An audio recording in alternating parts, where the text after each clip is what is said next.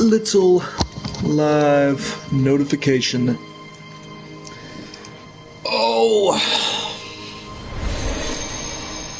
Oh, wait, I meant to do something. I meant to see if there was a way to turn down the, what do you call it? The PS4 noise in order to make our noise come through a little better. I believe there's a way to do that.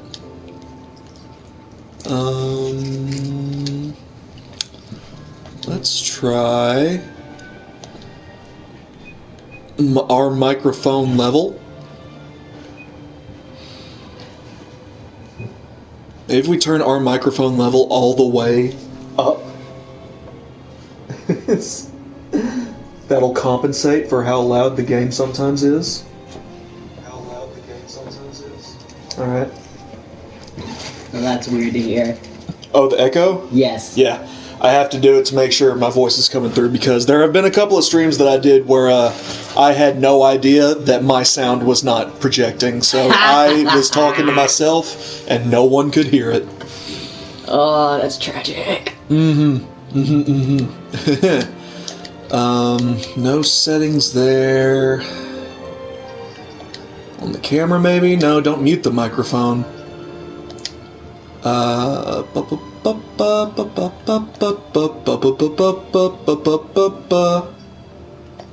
That's copyright.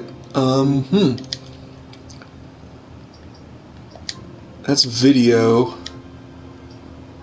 Maybe it's in party for some reason. I remember it may be being there. Sharing and broadcast, maybe? Audio sharing settings? No. Broadcast settings? Advanced settings. Audio share? Nope, that just took us back to that. Okay.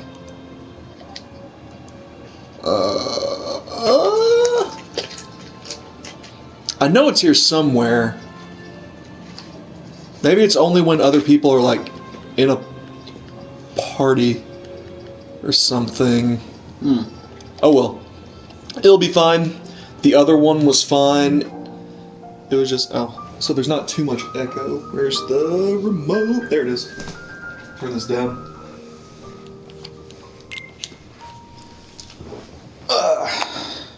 So it's a little quieter and there'll be less of an echo, because that microphone does pick up on the game as well. Coming out the TV. So, in disappointment. Oh my god, you're breaking out the moonshine. Have you ran out of alcohol and you're now that desperate?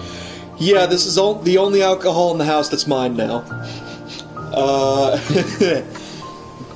So, okay, let me bring my phone close to me so I can see how we compare to the audio.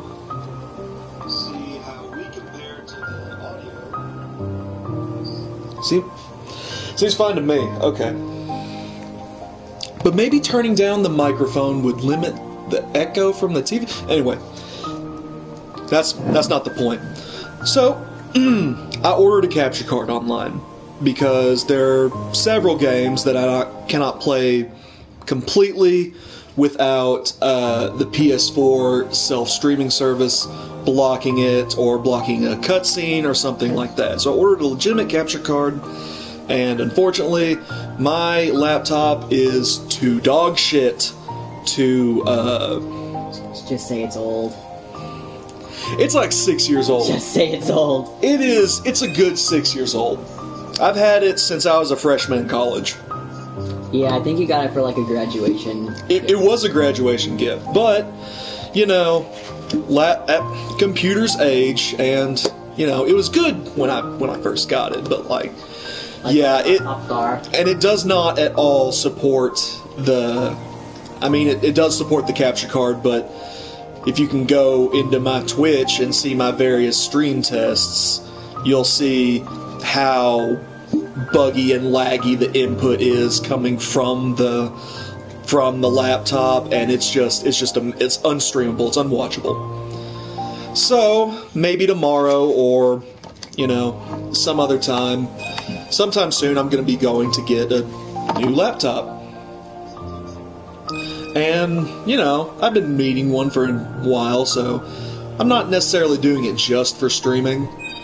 But the streaming does give me a pretty good excuse to. Yeah, now you finally have an excuse. Yeah. I don't think I can sell that one for very much, though, so I might just. Do you need a laptop? I know you got that. Do you need a legitimate laptop? Nah, Alright. I'm fine. I'll find something to do with that then. Maybe people can, there's someone that can, take it apart and use it for, recyclable bits or for something. Maybe. I bet there are a couple of stores in town that'll do that. Maybe keep it for a couple decades and sell it at a pawn shop as a relic. A relic, yeah. Get yourself on Pawn Stars. But, back to the main point, I've had this jar of moonshine. It's not a jar. It's not like it wasn't made. It's a jar. Well, it wasn't made in the backwoods of Mississippi. This is an actual brand of moonshine that you can buy at a liquor store and probably not go blind from. It's not homemade. Is what I'm trying to say. It's American-born moon. I've drank about a third of it on and off again, but this was given to me by Logan's family when I went to go visit them during Thanksgiving. Oh my god! And they didn't like it, and I think it's fine enough to drink straight, which is what I'm doing. Well, it's sweet tea flavor, which if you smell it, it's not even that bad. I promise. It smells like alcohol. I know it's alcohol, but rubbing alcohol for medical uses. Okay, but normally it's a lot stronger than that. Maybe my senses are just dulled, I don't know. Did you catch the virus again? I didn't catch the virus again. According to the CDC, I probably have a good 2 more months before I'm able to catch it or transfer it again. Because they raised the immunity time to about 5 months now. So, no. I was able to taste your muffin just fine. It's only a matter of time. Just fine. Anyway, I've taken a few straight swigs of it. I'm not gonna mix it with anything because there's nothing to mix it with. Maybe Coke. I don't know, but you don't mix moonshine anyway. You just kind of. Chug it like a madman. This is 83 proof. I'm not gonna chug it like a madman. Do you know what proof means? No. Because I'm a good child. You split that number in half, and that's the actual percentage of alcohol that it is. So it's 41.5% alcohol. Just pure alcohol. That's a lot. I can't believe you're gonna get hammered during a kid's game. I've been wanting to actually get sloshed for this stream for a while. I just haven't really had enough. I've gotten a little tipsy, but then we've kind of ended the stream because it's been going on for an hour or so. Now may actually be the time that I get fucked. And that's what I want, because some great worlds are coming up. Alright, so I messaged the group chat I'm in with a couple of my friends, and I was like, hey, I'm gonna be doing a stream thing with my brother, so I might not respond for a couple of hours. And one of my friends was like, stream ? So now they're a viewer, and I'm so sorry. Oh, they're gonna be in on it? Probably. Cool. I don't know if they can like send comments or not, but I kind of hope not. They probably will. Oh. And I got them right here. Fuck. But we had a couple. So, going to the video game, we've got a couple of things to clean up before we progress. We've got Pooh's storybook to go back to, which I think I'm going to go. Well, there are a couple other things here that I wanted to do. I was thinking about it today because I did want to stream today. And it's like, okay, what more do I have to clean up? And there was definitely something else here that I cannot for the life of me remember. So we're just going to find out on the way. Do we have the... No, we do not. Let's go ahead and equip the Keyblade that we got from Halloween Town, the Pumpkinhead, which is actually pretty cool. I like it a lot. It's very edgy. Very edgy, as it should be. Everything about this game is edgy.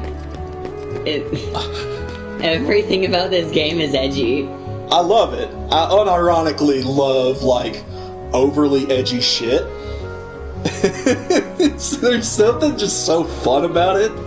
Like, if it takes itself way too seriously, or if it doesn't, I don't care. But it's absolutely incredible if something is just over the top edgy. I started with a swig of this. I'm gonna kind of reinstate the rules. It's like watching a Disney movie with characters like from Hot Topic. Oh yeah. Hot Topic brand Disney. Oh, that's gonna make me not want to die as much. Alright. We probably have more shit here. I don't want this ugly-ass ugly ship anymore.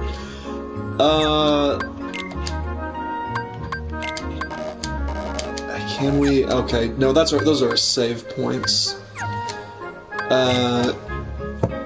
Okay, we can use one of these to sort of fly from. I just need to... Okay. So these are two... Interesting. You can get better ships now. These are all... So... Instead of the preschool Lego-ass ship that we have right now. I've been able to do this for a while. I just did... So, yeah, whenever you destroy a ship during the Gummy Ship missions, you have a small chance to get a blueprint, and that blueprint essentially lets you copy over the ship, provided you have the parts, I believe. Now, for these two, they look complex. But they have better wings than we do. Too big. Alright. So what we need to do in that case is see if we can buy a bigger menu. That's not the button I meant to hit. I'm already doing bad. Shop, that's what I want. Because then we can buy... I think that's the biggest it go... wait, hold on. What was system? Never mind, this is what I wanted. Okay, it's fine. It's fine. We have money. Is money in this game spelled M-U-N-N-Y? Oh, is that the first time you noticed that? Yes, it is. It's spelled M-U-N-N-Y. Now I pick shop again when I didn't want to shop. Damn it, Shid. Damn it, Shid. Shid, let me work on my ship.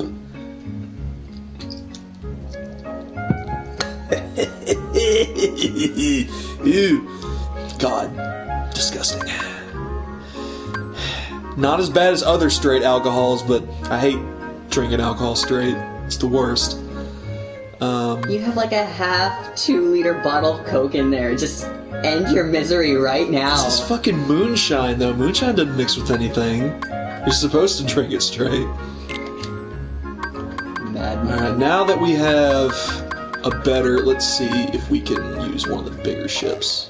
Nope, still too big. Okay, let's see if we can use one of the smaller ships, like maybe this. Too big. Okay. Insufficient parts build anyway. Not yet.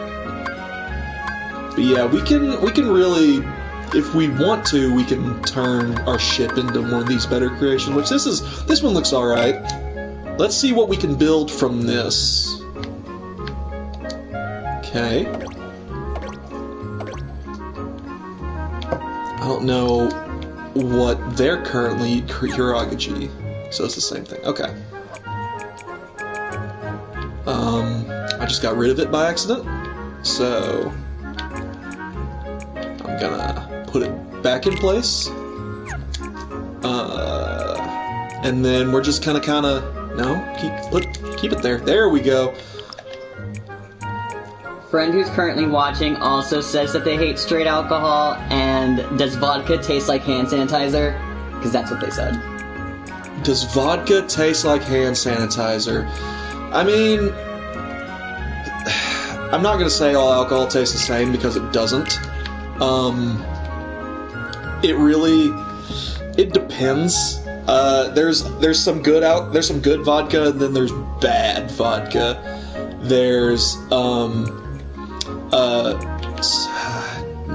Smirnoff. There's Svedka, which I like. I think Svedka's fine. And then there's Burnett's, which Burnett's tastes like the worst thing you've ever had in your life. And why is it sold? It's cheap. Valid. How many? Yeah, I could put 4 engines on this bad boy. 4 engines mean go fast. It looks like it's got 1 cannon on it. We definitely need more than that. So we're gonna take... anything that looks better than what we currently have. No, didn't mean to take it completely off. But we're gonna put you on here. Yes, right there. Where are you going? Okay, you're not gonna go there. So I guess you're gonna go there? Yeah, that works. I have another one of you. I've got one of you. So you're gonna go like right here. We can't put any guns in the middle of it, but we can make it kinda symmetrical. What else we got? Oh, we got big cannon. That's what we're gonna do. We're gonna put big cannon. No? Yes. This menu is garbage. I don't know if I talked about this menu before. This menu is terrible. So we're gonna put you there. Remember the first one of these streams when you were like, oh yeah, I think this game holds up pretty fine? Did I say that? Yes, you did. You absolutely said that.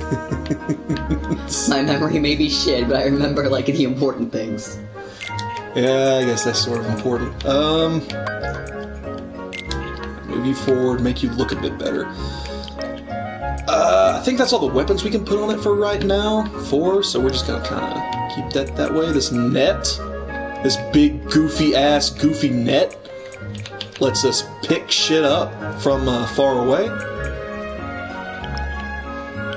But no, vodka doesn't really taste like rubbing alcohol. It just,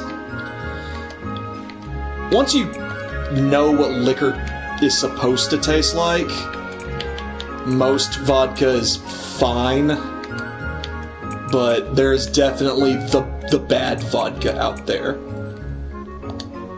Okay, that won't fit there. Will you fit?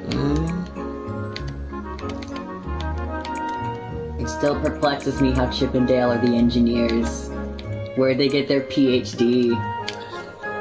That's a great question. Where'd they go to college? Don't worry about it. The more you worry about it, the more educated they become. Every coherent thought I have about them, they get an extra degree.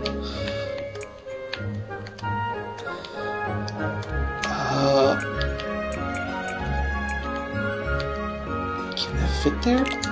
Alright, it's set. Let me just go in there. Right, what else do I have?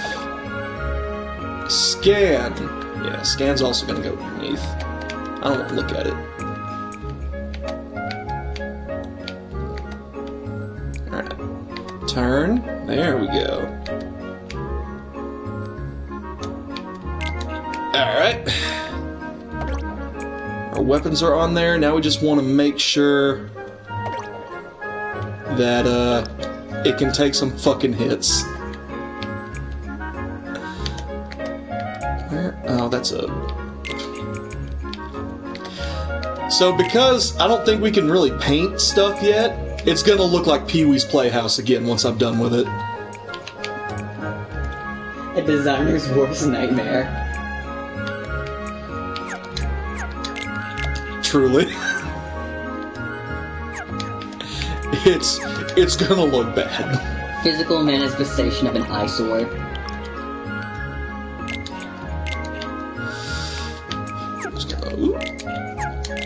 Oops, baby. Oops, baby. Do we have any other special items? I don't think we do. Because eventually we get a shield that, you know, it takes a bit of damage before it breaks, but like every it's something. shields do. It's something. That's its job. It's something that's not dealing us normal damage. Yes, exactly.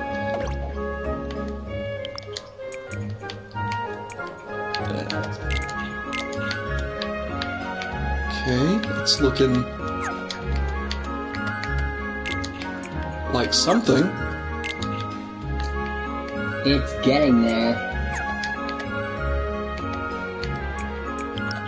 One atrociously colored block at a time. Oh, yes.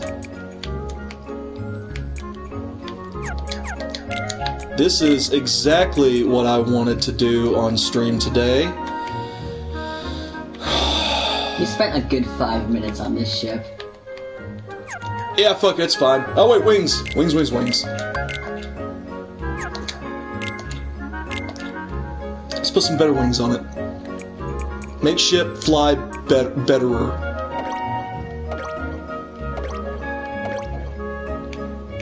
Yes. At least it's gonna match.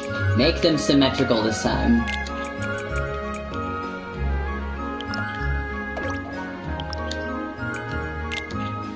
They're not gonna be the same color, but it's symmetrical.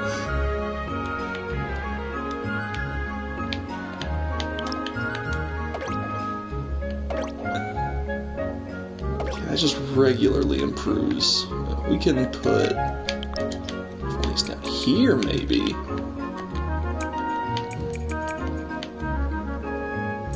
How does this make you feel as a design major? I wanna fucking die. That's the spirit. Alright, we got it. We did it. I think we made some real progress today. That's gonna be it for the stream. Okay, goodbye. No, we're gonna go visit Pooh Bear. And, oh my god, things are dying so fast. I love it. The ships probably look like that though because this is a kid's game, and they were like, they're not concerned about what the ship's gonna look like. Well, I mean, there is that.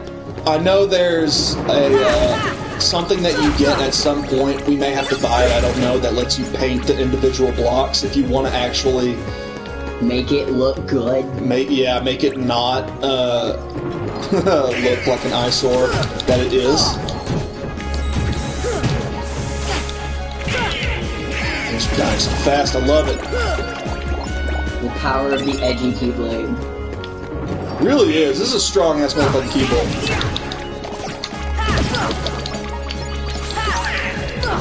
Fortunately, strength isn't going to help us when we're trying to pull a bear out of a hole or whatever the fuck today's task is. Maybe protect some green beans or something, I don't know. I don't know what today is. Annoy Rabbit once again. We're on Sunday. So at times where I might just get hit, I might be taking a drink, so that's the excuse I'm going to use. God. It's probably fine. I'm not going anywhere tonight. And I don't have anywhere to be tomorrow. Didn't you say you were gonna get the laptop tomorrow? I could do that, like, at level 1 or 2 or whatever. After I sleep off this definite hangover. Alright, oh, I know what I was going to do. I believe if I get... Yes! A new Keyblade for, getting every basic type of magic. Alright, now... Where's that book? I want to know why Merlin from Sword in the Stone has The Great Adventures of Winnie the Pooh just lying around. A book made in the 1970s from... That might be... What year did Sword in the Stone come out? 50s? You're gonna have to look that up. I have no knowledge of Sword in the Stone whatsoever. It's one of those, like, Disney movies that everyone forgot about. Yeah. Apparently it was fine, though. I only remember it because of one of Nana's VHS tapes that had, like, all the songs from old Disney movies in it. Oh, It was, like, a yeah. sing-along thing. I'll say Sword in the Stone, Black Cauldron. I have never watched Black Cauldron, 1963. Neither have I. Oh, wow. Yeah, animation looks old in Sword of the Stone. Why, look, it's Eeyore. It's the Myers-Briggs staple of depression. I love that 3D animation. You don't have to save my life if you don't want to. I'll just be fine.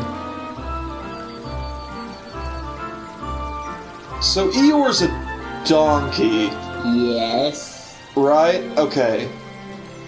I never quite understood what he is. What do you think he was, a horse? A mule? I just assumed that he was an animal that I did not know about at the time. They're all stuffed animals. I realize that they're all stuffed in, but yeah, we had this discussion in the last stream about how Tigger is, unique, right? He is a unique He's animal. the only one, but apparently he's not, because there's a whole movie about it. Yeah, correct. And there's like an entire species, and he was like, I thought I was the only one. It's like, well, not anymore. Do I pull Eeyore out? Where is he? He floated away. You failed your task. Take a drink. There he is. Come on. You're fine. No, but like, I've never seen a donkey that fat, is the thing. He looks like a mix, like I'm not set. It's because they were all in the 70s before your time. How many donkeys have you seen in your lifetime, be honest? A few, actually. Like, besides, like, petting zoos, I've known somebody who has a couple of donkeys. Yeah, well, And he doesn't look like those a donkey. donkeys don't have a pin-on tail either. Shoved in with a nail. Yeah, that's a little weird. That's a little weird. And He doesn't even have a tail. Which, You're gonna have to find it. That's your task of the book. which it makes sense because it's like a play on pin the tail on the donkey. Oh, it is, isn't it? Yeah. I'm dumb. Which, after I realized that, I probably should have realized that Eeyore is in fact a donkey, but he does not look like a donkey. He looks like a... Dumbass solidarity. He looks like a mixture between, I mean, a donkey and maybe like an elephant of some kind. He's just so round. I don't know. He's shaped like a friend. He is shaped like a friend. He probably doesn't want to be your friend, but hey. He probably thinks it's too troublesome to be a friend.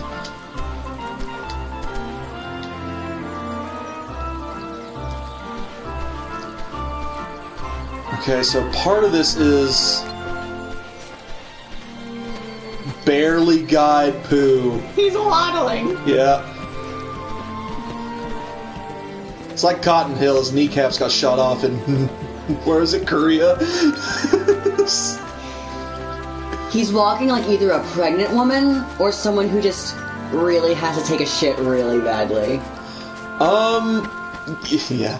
Also, I'm pretty sure, like, if you go in the path of those honeypots that are just strewn around, he will stop and eat it, and you'll just have to wait for him.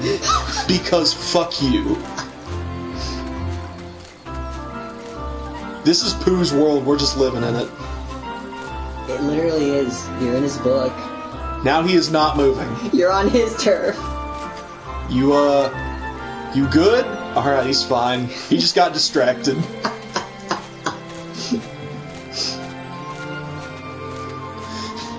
Pooh is real ADD, gang. Alright, did we do it? We did it. That wasn't the whole minigame. We're launching Pooh to space once more. This time, kind of for real.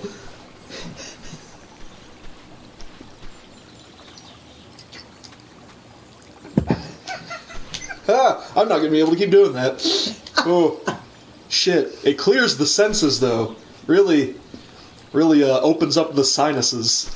Opens up the third eye. I'm not gonna say that. It closes both eyes. Okay, I forget how this goes. Press R1 to give Pooh a push. Like so. Your task is just babysitting. Here's the next That's all step. you've been doing. Yeah, Pooh needs it, though. Press R1 before he swings back to the bottom. Doesn't hurt to have another friend. If you time it right, Pooh will swing higher and higher. Everyone I will needs help you with the timing. Press R1 when I spread my wings. Everyone needs that one friend that solely shops from Hot Topic and Hot Topic alone. Mm-hmm. And now he has that. Mm-hmm. More so in 2 because Sora dresses in like all black. But he looks like he's from colorblind Hot Topic. What an emo legend. MCR, Fallout Boy looking ass. Okay. Alright. And there he goes.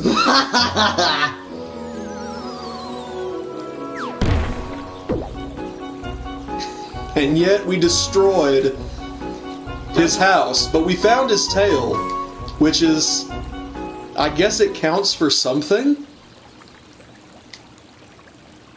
they have to nail it back on? It's a stuffed animal. You could probably just shove it in there and be fine, right? Why a nail? People learned how to sew in the 70s.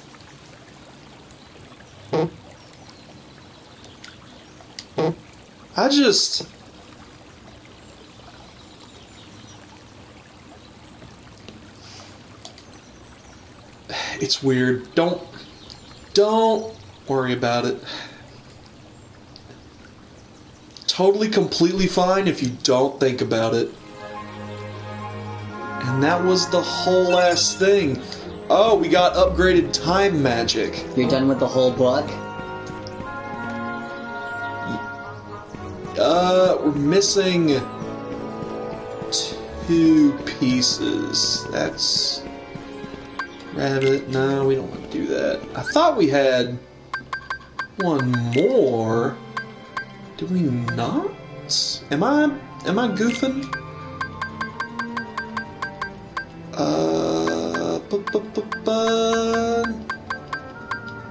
No. Which means... Okay, I remember one more torn pages. Okay, I think I remember where the last 2 are.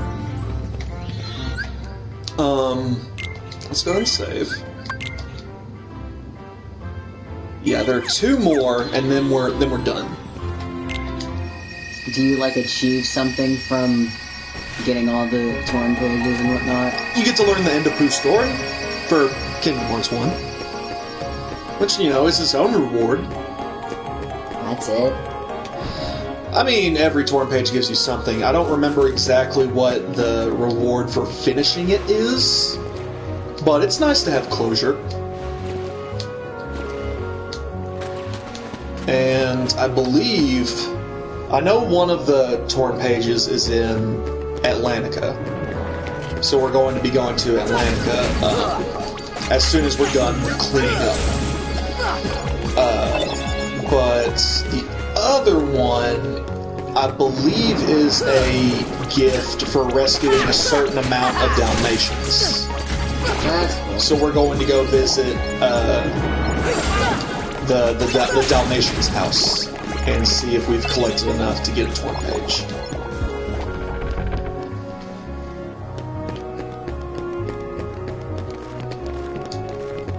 Nobody's...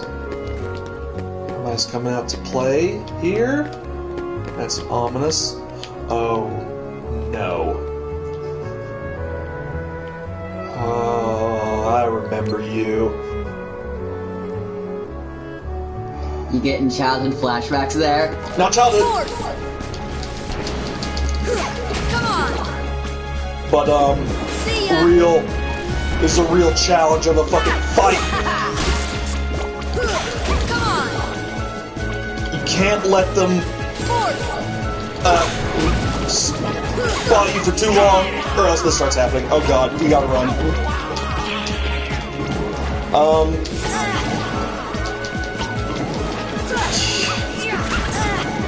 So, they'll just endlessly shoot you. Yeah, I think you defeat 4 of them in a certain, like, time limit, like 2 seconds. And, then they'll drop, like, a rare item, but they'll fuck you up. No, all we got was a laser for our ship. I'm gonna go back outside. They're gonna jump for you. Never mind then. Well, they're a rare spawn, so if these guys show up, they're not gonna be here. Thank God, I don't want to fucking deal with them. The worst part is, if I want to grind out for like the last Keyblade in the game, I know I'm gonna have to fight them again because they drop a rare item, and the only way to get the last Keyblade in the game is through synthesis, which is fucking gross. Synthesis. Synthesis.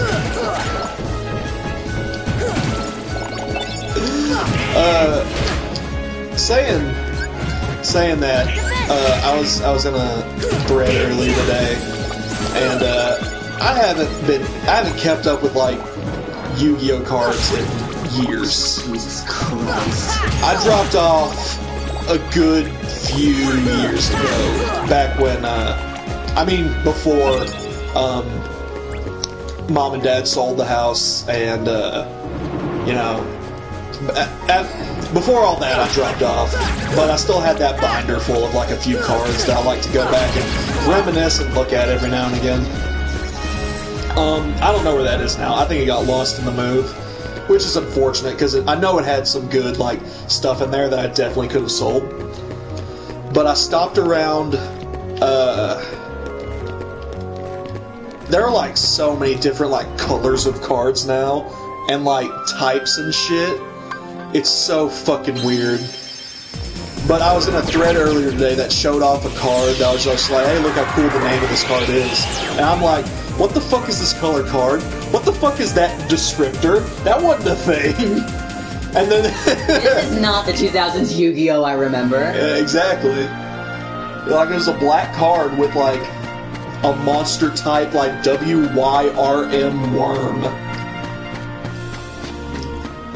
I'm like, I don't know what the fuck that means. Yu-Gi-Oh! Is definitely one of those franchises that's like, if you question it too much, it's gonna hurt. Yu-Gi-Oh! is my favorite thing that started off incredibly stupid and only got dumber. It's not Kingdom Hearts, your favorite video game franchise that you would spend 2 or more hours on explaining the lore of. Alright, listen.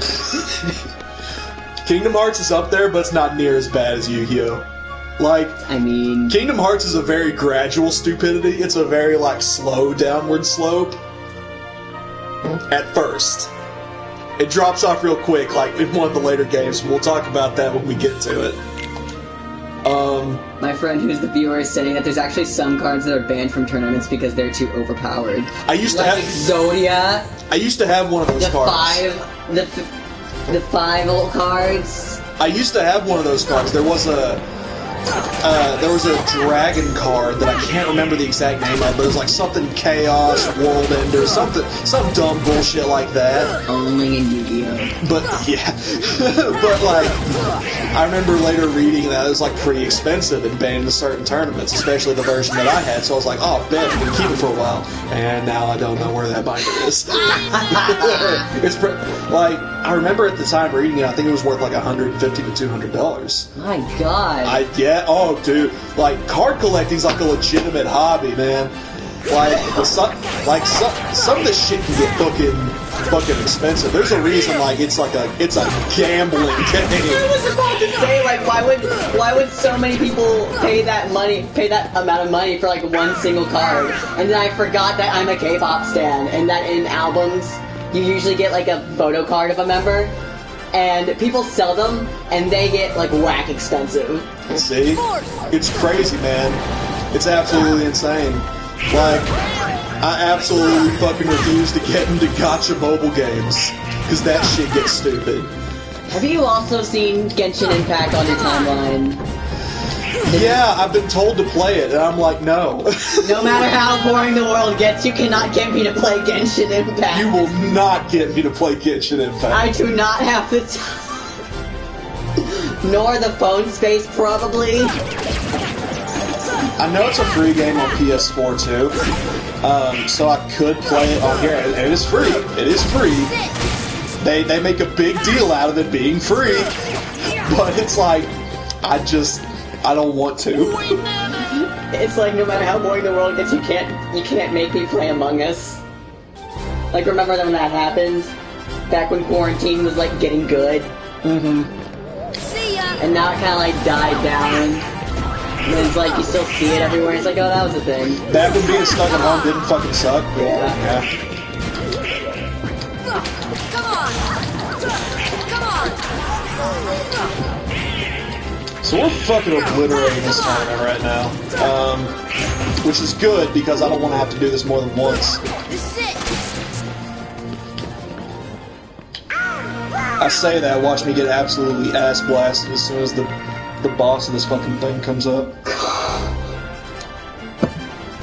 Black fungus times 3. Yeah, these motherfuckers are dumb. Come on. These motherfuckers are stupid. Take that. Like, if you don't kill them quick enough, they'll turn invincible for a little bit. Weird off-brand toad. Heal. Weird off-brand toad that will absolutely kill you if given the opportunity. Toad's weird uncles. Toad's drug-addicted cousins, probably. God. Donald? Okay, Donald's alive, never mind. You know what? maybe I'm too harsh on Donald. Give him a break, he's just a duck. Just a duck, he says. Force.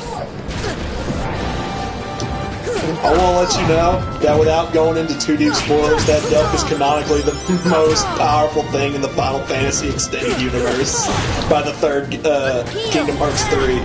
Well, this isn't Kingdom Hearts 3, this is Kingdom Hearts 1. Sure. He's still technically... not technically a novice. I mean, he's the court magician. Whatever that means. He's got a wand. He's gotta do magic at some point. Oh, okay, here's the boss. Final Fantasy characters. Alright, I'm not gonna focus on you because you're not gonna fucking try and kill me from distance. You're just trying to kill me up close. Okay. Unconscious, that's good. Well, out of context, that's not great. Maybe you should think before you speak. Do you ever do that? Very little. Is the moonshine getting to you, even though you're not even halfway done with it? I don't know if I'm gonna finish that bitch tonight. That's a lot of liquor. That's a lot of straight alcohol. But you know, it's the mixture of the workday. I'm a little tired. I haven't really eaten dinner yet. That's a big factor. Oh god, I can't fuck. Stop running away. I'm gonna bring the muffins in here, actually. They might be gone by the end of the stream. Hey, what the? Okay, got rid of her. You know, parry you twice, 3 times. Stun you. Oh my god. Oh shit. So this is my rematch with Leon since he beat my fucking ass in Traverse Town. Oh god, that's not what I meant to do. I mean, it is what I meant to do, but not for that move that he's doing. Alright, so he's gonna start getting real stupid. You don't stand a chance against me. Can I summon? I cannot summon. We're playing on the highest difficulty. You keep reminding me of that. And? What's your point? I've Am I not just stating facts? I've done this on the highest difficulty before, not while intoxicated, mind you, which may very well be the reason why things are harder. Very big disadvantages you have. Oh boy, are they. You brought this upon yourself. I did. I'm not even gonna try and deny that. The PS4 wouldn't allow you to play one game, so you're like, let's do something better.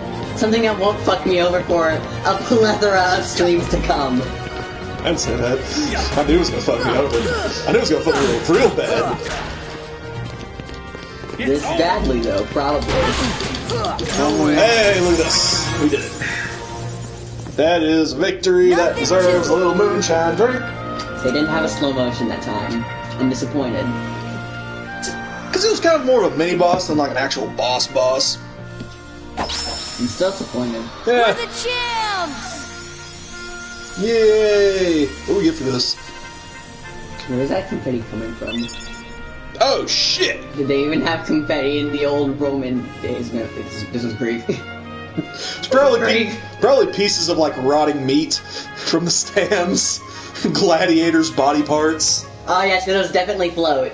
Because that's how physics works. I mean, That was definitely one of Newton's laws of gravity. there's little bits of skin and hair. What makes a strong heart? If you have to ask, you're not a hero yet. Okay, fuck Sora. Alright, so we have, let me go to abilities. I have 7 AP points I need to equip. Leaf Bracer. Pretty good. I don't need it quite yet. I haven't used this yet. I kind of want to show this off because it is pretty cool. So we're going to do that. Put Second Wind on Donald for sure because he keeps fucking dying. Second Wind on Goofy in case he decides to die as well. Save. And leave. Can't leave from here. That is unfortunate. Oh well. It's fine.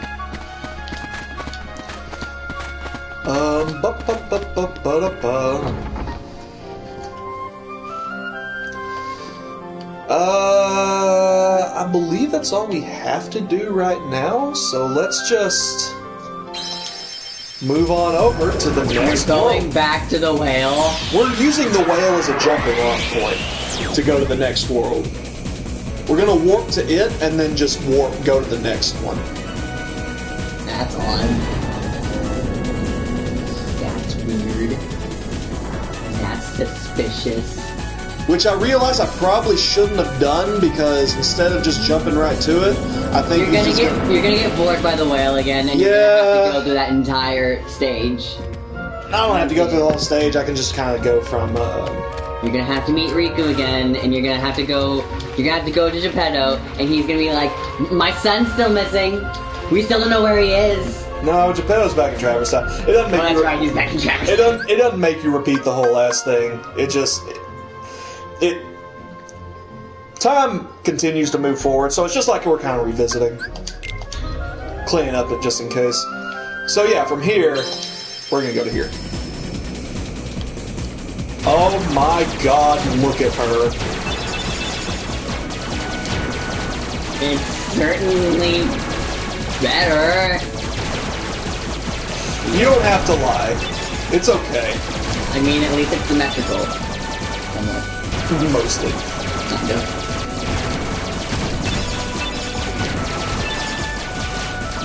Oh my God, this motherfucker ran into me. I took so much damage. Alright, it's fine. Okay. Oh, that wasn't bad at all. Because that's kind of an integral world. You're not fucking up just yet. Atlantica. Prepare. It's the Little Mermaid world. Yep.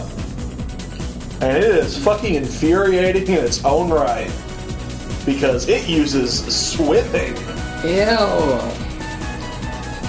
Oh my god, the Sword controls in this are fucking trash garbage. I'm ready. I am excited.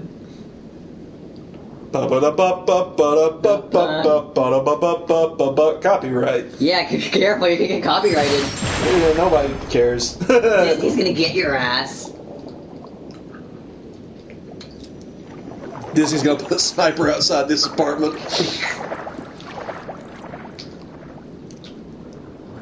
Eternal, he's already in heaven. Come on, Sebastian. Do dogs swim underwater? When was the last time that happened? Actually, wait, no.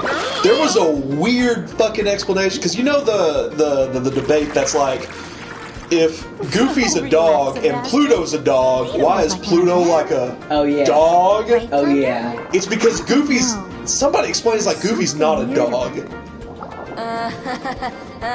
What Like do he's you like mean? something. He's like something else, which he's obviously a They do dog. seem a But, little like, different. Where are you from? Even if that's the we're case, from kinda hear me out. Say far Goofy was away. not a dog. Okay, fine, And whatever. We're not really Please used tell to me, God, these tell me you're waters. not gonna tell me he's actually a turtle.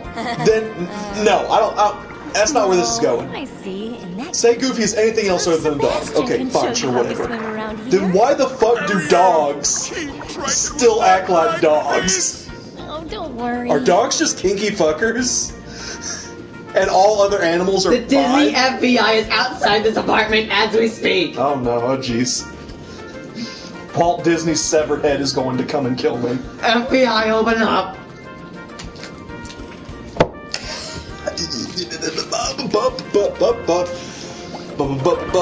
He's a phantom. That's not Disney. That's how I get around it. Alright, so the jump button becomes swim up and the dodge button becomes swim down. There's no way that's not going to be awful. Okay, can't talk to you just yet. Okay. Oh, no. Physics. Okay, but both Donald and Sora are like mer people. Yeah, but Why isn't Goofy a mer person? Donald's like a octopus. Oh, he's saying why is Goofy not like having upper half? Are there like actual humans in the Little Mermaid universe that are like that? Just a human head but with like a turtle body? Is this what this is insinuating exists? Because what Donald is basically what Ursula is. And Yes. she's a whole ass person. Yes. And Sora is like every other mer person in this universe. You're trying to tell me there aren't probably humans who have just a human head but with a turtle body? I think here's what I think. What I think is that underneath that shell, Goofy just has like a fucking six-pack. He is just shredded upper torso underneath that shell, but the shell is his limiter. I mean, he got fucked and had a kid for a reason. Good job. Goofy fucks. Now let's move on This to is canon. Sebastian! Yeah? If we don't get a Goofy movie world in Kingdom Hearts 4, where it's just the high school and just Max Goof, God. I'm gonna be mad. Max deserved much better. People were speculating before Kingdom Hearts 3 came out that we were going to get a power line summon. And how cool that would, but we didn't get it. And that upsets me that we didn't, even though it was just speculation.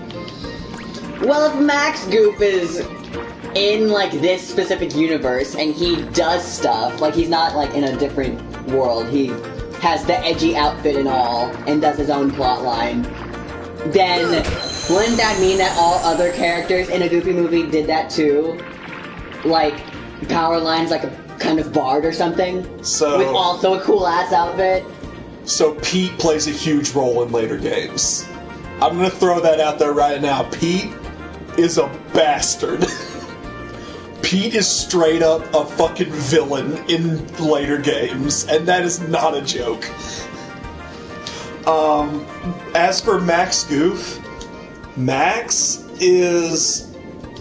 I've only heard of... He's like in the mobile game, which is a Yeah. prequel.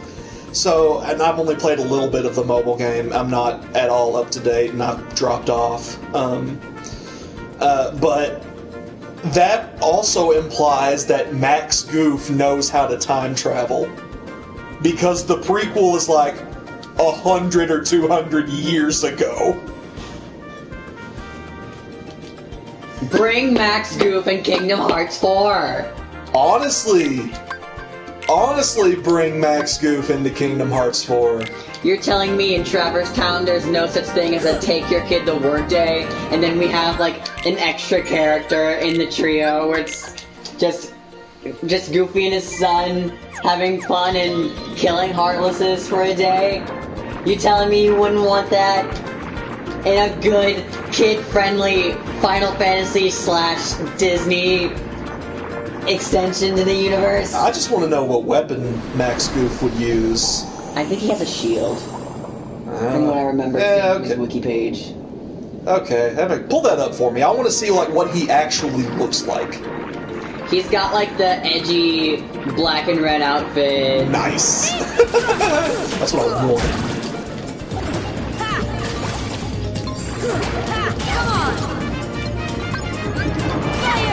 Oh, dude's got a ponytail. Oh, shut up. Hold on, wait, I didn't see the shield. Oh my goodness. Max Goof. He looks more like a Final Fantasy character than a Disney character. Boy, does he. That's what I was about to just comment. It's like he legitimately looks like he got yanked out of Disney and thrown into Final Fantasy. That is a red turtleneck with a leather sleeveless jacket over it, and I don't know how to feel about that, as well as 3 belts on each pant leg. Max Goof could kill Sephiroth, and I'm not opposed to that. As well as cuffed baggy jeans, which means that Max Goof is canonically bisexual. Oh yeah, okay.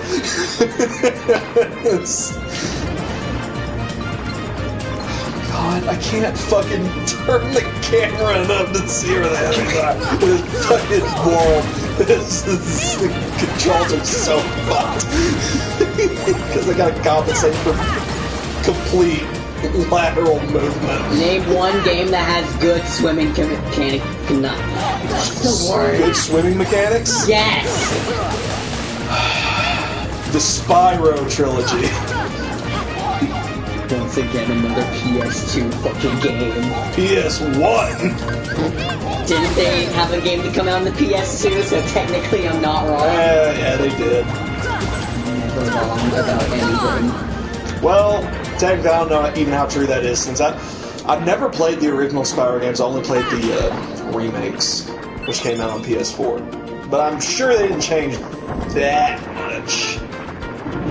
Probably just the quality of it. Yeah.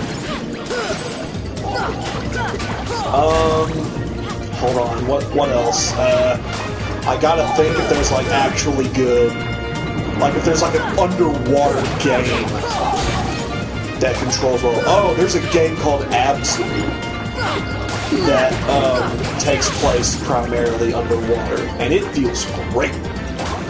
Which, I mean, if it didn't, then it'd be a bad game. It'd be just considered bad all around.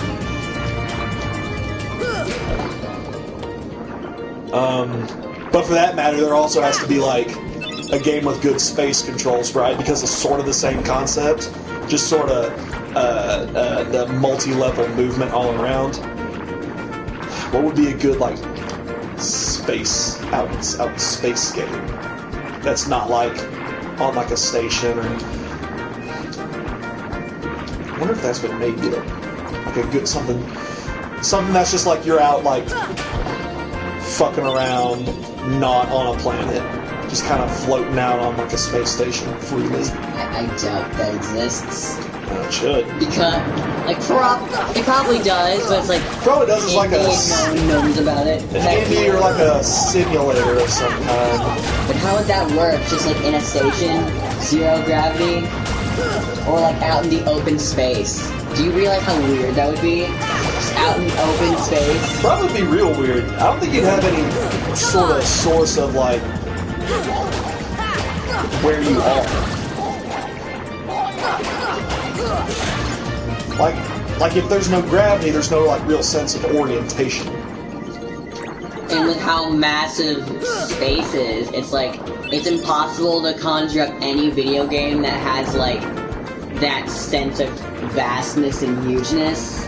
And I think that was, like, one of the main reasons why, like, No Man, like, what's that one game that came out in 2013, like, No Man's Sky? It was like 2016, but yes, that's like...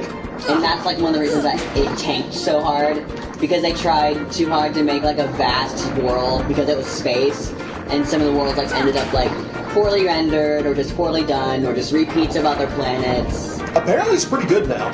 Dang. Yeah, apparently they improved enough so that, like, it's good, it's decent. And probably the only way that could be accomplished is if, like what No Man's Sky tried to do, is if everything is completely randomly generated. Yeah. Like, the moment you get outside a certain area, the area that you were just in goes away, and the new one just is completely generated by a computer. Oh, that's interesting. Which I don't know how No Man's Sky does it. I know Cody's played it, and I don't know if he's played it recently, but yeah, it's apparently pretty good. Oh shit, what's happening? Oh, I'm here now. But still, like, I don't think any game developer can have that, like, sense of vastness in a game. And I think that's why so many space-related games take place in, like, a different planet, or in a different, like, station place with gravity, like the Metroid games. Because you can't contain you can't contain all that, like, all that information on, like, 100 discs. It'd just be too much. Am I going in the right direction? I'm not sure. I'll find out. Actually, I don't think that's right. Let's not try that. let's just fucking go back. Oh god. This was a good world to do first, because if I'm drunk by the time I get You're not completely hammered yet. because if I get drunk before I hit this world and I then tried to do this world drunk, That would be so funny, though. I couldn't do it. I couldn't That do would it. be so funny, though. Ah. What I'd love to do, I'd get immediately copyright claim, but I don't give a shit about copyright because I'm not making any money anyway, and all copyright does is just like, hey, You're not one of those famous Minecraft YouTubers that Twitter's so obsessed with. Yeah, that's very true. Now, like, all copyright does is like, hey, this has a copyrighted song in it, so any proceeds that it makes is gonna go to the person who owns the song. So I'm like, yeah, I'm not making any money off it anyway, so they're not gonna get anything either. But what I would love to do... Lose-lose situation. Oh god, I'm still in a fucking battle. So I've been playing the Persona Dancing All Night series, which are rhythm games. Oh, cool. And they're a lot of fun, and the music's real good. Yeah, rhythm games are so cool. Yeah. This is the first rhythm game I've actually bought on the console because I've been interested in it and it's been on sale. And I've been having a lot of fun with it, and it's real. It's goofy. It's got its problems for a rhythm game, but I've been having a lot of fun with it. If I played it drunk, I think that would make for good content.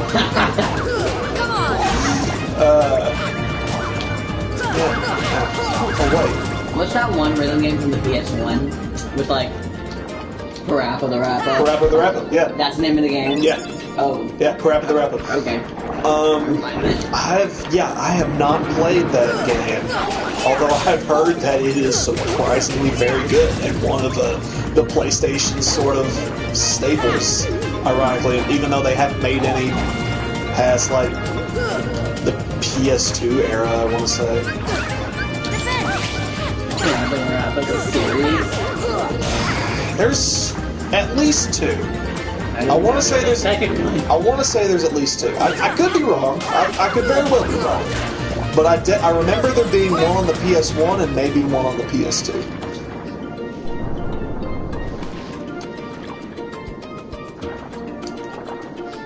Okay. The shield is on Goofy's back. How does he get it? How does he use it? No, how does he get it off his back? How? I'm Does not Spins gonna. reach that far? Okay, so Does someone have to get it for him? so no cutscene is triggering. That is unfortunate. It means I do not remember exactly where to go. I think I know where to go. But we're just gonna... Cottage? No. Come on, man. Please. Please, please, please, please. I hope I'm not wrong.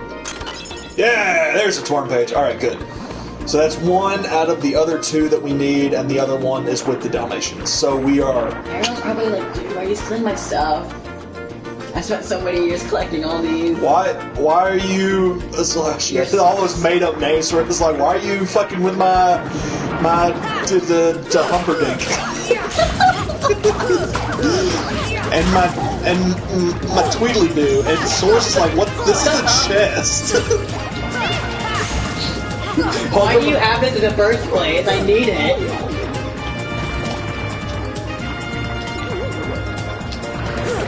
Also, Ariel, this is not yours. You have stolen this, and you know it's from the other world. But how does she go to the other world? Shit just falls off ships, I guess. It just falls off boats. It's just like, oh, it's mine now. Ariel's a glorified scavenger. I have no sympathy for her, because her entire character arc is I fucked up because I wanted some dick.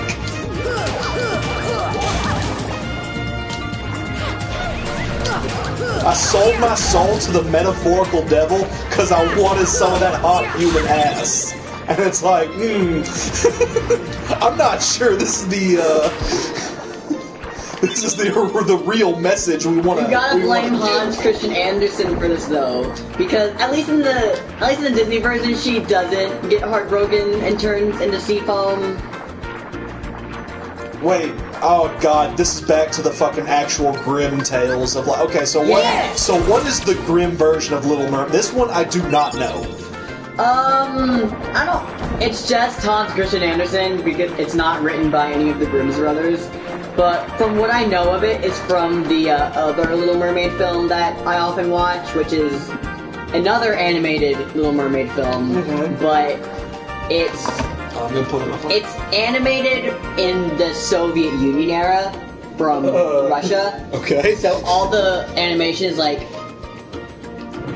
very high frames per second, fluid and psychedelic as shit. And it's I know. yeah, cool. Okay, yeah, I know what you're talking about. Russian cartoons are very strange. They've got a very high FPS, so it's like very strangely fluid. Yeah, I know exactly what you're talking about.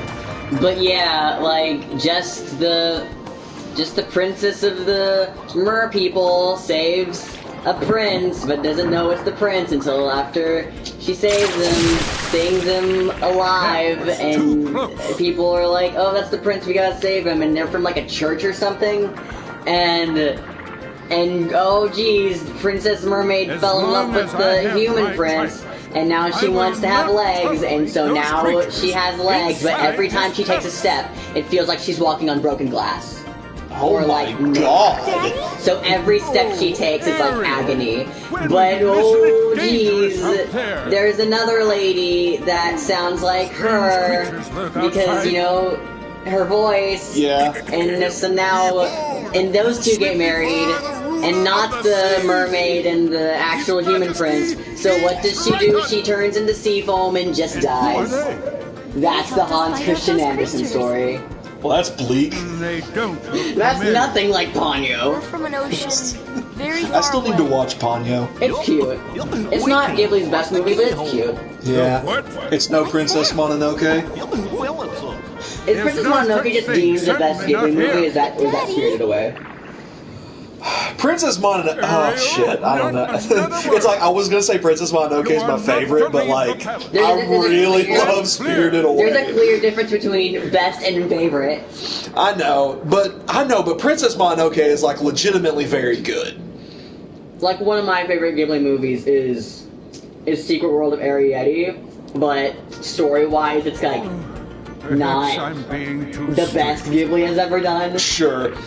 I would say that Ghibli's top 3 is definitely Spirited Away, Howl's, and then Princess Mononoke. I'd put them as like their most like popular and probably quality up there too. Yeah. But the most well-known and most well-liked is definitely Spirited Away. Yeah, absolutely. And I won the Best Picture at the 2002 Oscars. And I fucking love Spirited Away, dude. Yeah, Spirited Away is like known to be like the perfect storyline in a Ghibli movie.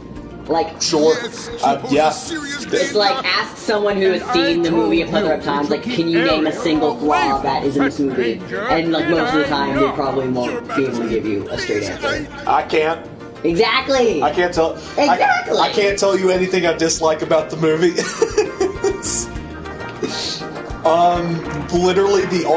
Literally the only thing I dislike about the movie is purposeful, and it's how disgusting the pig parents are.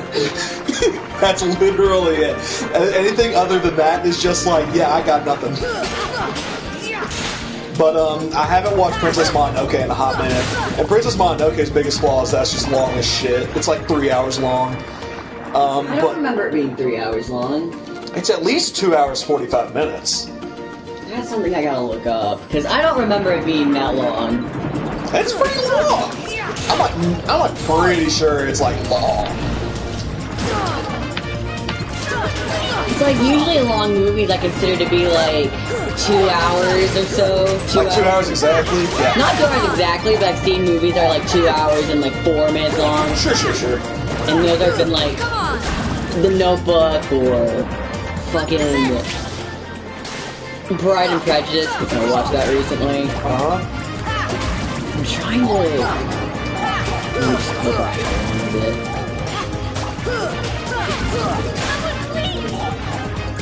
Princess Mononoke only doesn't feel long because it's good. 2 hours and 14 minutes. Oh, shit, okay. So, yeah, it's what I consider to be pretty long. Yeah, okay. I'll take the L on that one, yeah, I was wrong about that. But yeah, Princess Mononoke is legitimately one of my favorites for the finale alone. The finale is one of the best. It's one of the best movie finales I've seen in a long time because the Deer God and what happens to it is that is something. Spoilers for Princess Mononoke, a movie that came out in 1997. I'm not going to go on full spoilers. Like the Deer God's pretty early established on. It came out in 1997. Yeah, anyone it's who an hasn't older seen one. it, it's like their fault. Yeah, it's their fault. No, but like what happens to it and when it gets shot and then turns into that huge fucking monster has been something that's been ingrained in my memory since I first saw it as a child. And that has always been a movie scene that is just always remembered. God, what was my first Ghibli movie? Because I feel like people who do watch Ghibli have that ingrained in their memory too. Like, it's like, what was your first Ghibli movie? Because I'm pretty sure mine was Totoro. My first Ghibli movie was probably Spirited Away. Like, I remember going to, like, the county library back when we lived in town. Yeah. And it's like I was, like, in second grade, and I saw the cover of that, and I was like, oh, this looks cute, and I want to watch it. And I really liked it. Yeah, I remember, because I think it was you that convinced Mom to get Howl's Moving Castle on DVD. Yep. And, after Spirited Away, I think after Princess Mononoke, because I remember seeing Princess Mononoke on Toonami. Mm-hmm. Before that, I wasn't really big into anime. I just watched, I just watched whatever came on, like Toonami, and I was subscribed to Shonen Jump. And I never particularly read it order to order. I just kind of picked up a issue here and there. But it's like I liked Naruto. I liked reading One Piece, and when I saw that it came on like Cartoon Network late night, I was like, oh shit, I didn't know like they animated all this. This is pretty fucking good. And I don't know how old I was. I want to say I was like eight or so at the time. But yeah, and Princess Mononoke came on, and just everything about that movie is just like beautiful. Yeah. From the visuals to like the action is probably the strongest. Is probably the strongest in all Ghibli movies. Well, what other action is there in Ghibli movies when it comes to like combat and stuff? I mean, exactly. That's probably the most action-oriented one, right? And I haven't seen. Probably the other one would be like Howl's Moving Castle, considering it takes place during wartime. Or maybe Castle in the Sky, because I don't remember Castle in the Sky all that well. I need to rewatch it. it's good for its time. Like it's very predictable, but Sure. it's good for its time. Because I think that was the first Ghibli movie, technically, but it's not like the first movie that Hayao Miyazaki's ever directed that was animated. I think that was the Lupin the Third movie. No shit. Yeah, I think that's on Netflix. I want to watch some because that Lupin the Third CGI movie is Yeah. coming out or has come out. I don't know I the think it stats, has come out. but that CGI in that movie is amazing. Finally, a CGI art style that doesn't have same face syndrome. It looks so good, and that Dissing legitimately. Disney as we are playing a Disney game. It legitimately makes me want to watch some Lupin the Third because I would consider Cowboy Bebop my #1 favorite. I consider Cowboy Bebop my favorite. I bought that entire series on DVD and you stole it. I have it somewhere around here, I You think. stole it. I have it somewhere around here, I think. Yeah, because I don't remember. It wasn't. I don't think it was on anywhere when I wanted to watch it. But yes, I love Cowboy Bebop. My favorite is, same studio, but like my favorite is either Cowboy Bebop or Samurai Champloo. Yeah. Have you seen all of Samurai Champloo? I think he showed me like the first 2 episodes, but I've never finished Oh, it. holy shit, Samurai Champloo is fucking good. I'd consider those two like my top 2. I don't even watch this guy. My favorite anime is No Surprise. I don't have to say it. Full Metal Alchemist. Yeah. Yeah, I have my Brotherhood. Yeah, more specifically Specifically? Brotherhood if we're talking about like an actual anime.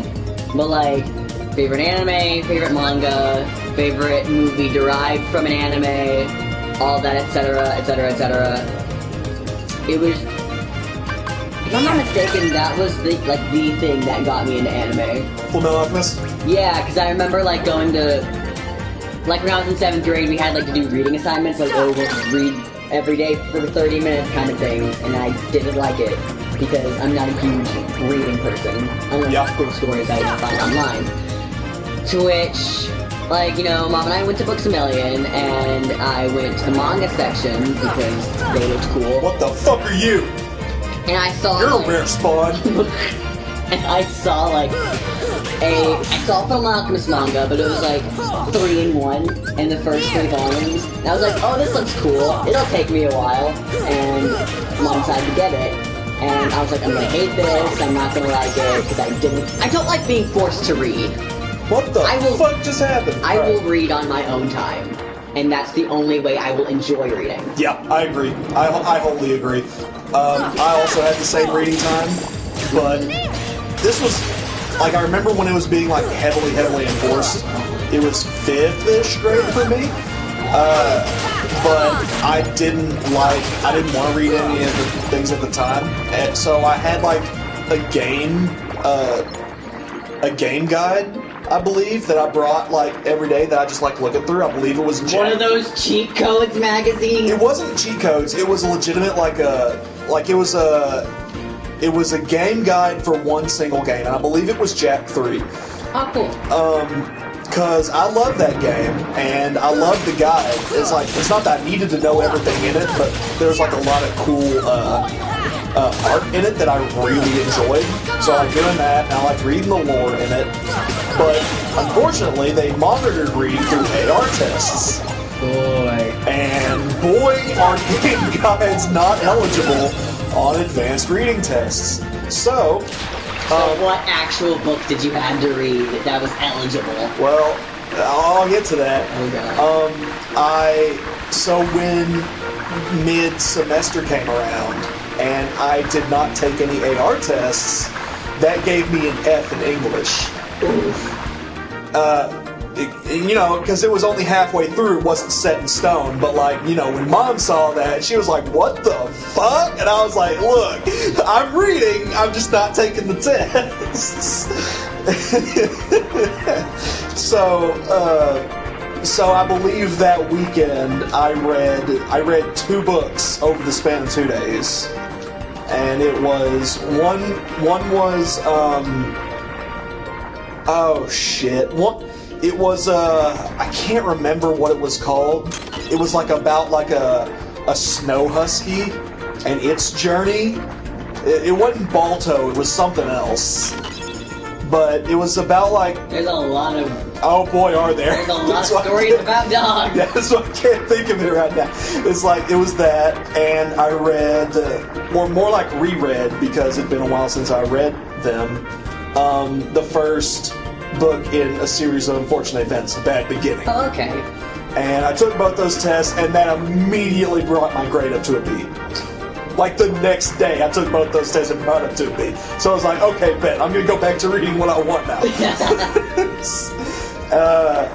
But, yeah, I really only like to read when I'm not pressured to read. And the thing with me taking Comp 2 now is that, like, there's so many short stories I have to read. And they're all old as shit, so I barely know what's going on. Oh boy, let me tell you that, I don't know if, I probably talked about this on stream, but I don't remember. My least favorite class, because I minored in writing. My least favorite class was, oh god, what's happening? Oh, we went on shit. My least favorite class that I've ever taken was Modern American Literature. Oh god. Because holy shit. And by like modern, does it mean like 1920s, 30s? Oh my god, I'm so sorry. There were a couple of books. So there were like a couple of books that I liked, but also the rest I hated.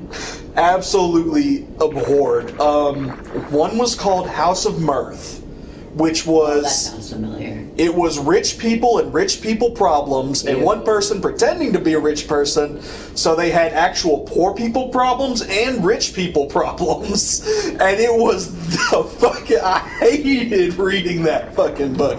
It sucked so much shit. I hated reading it.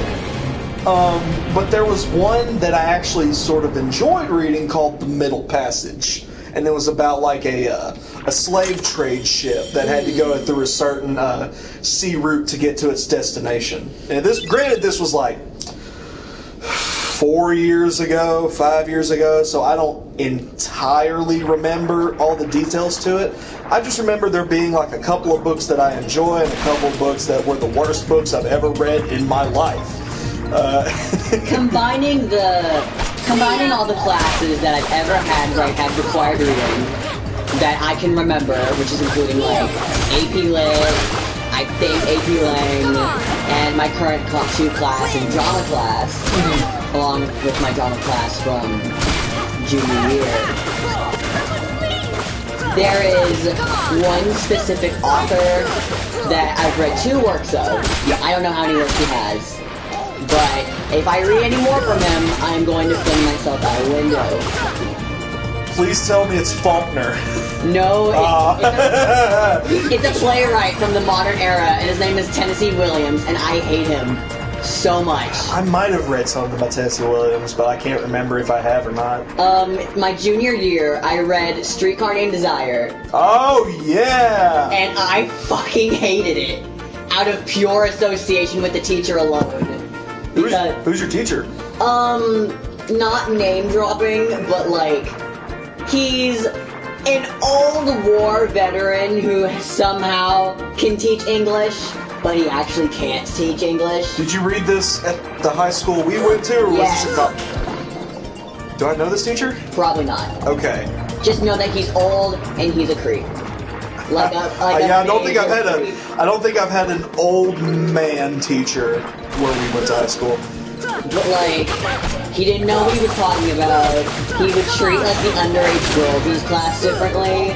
Oh. Yeah, he did. Yeah, and so he made us read Shit, I'm about to this. die. He made us read this when he hadn't even read it.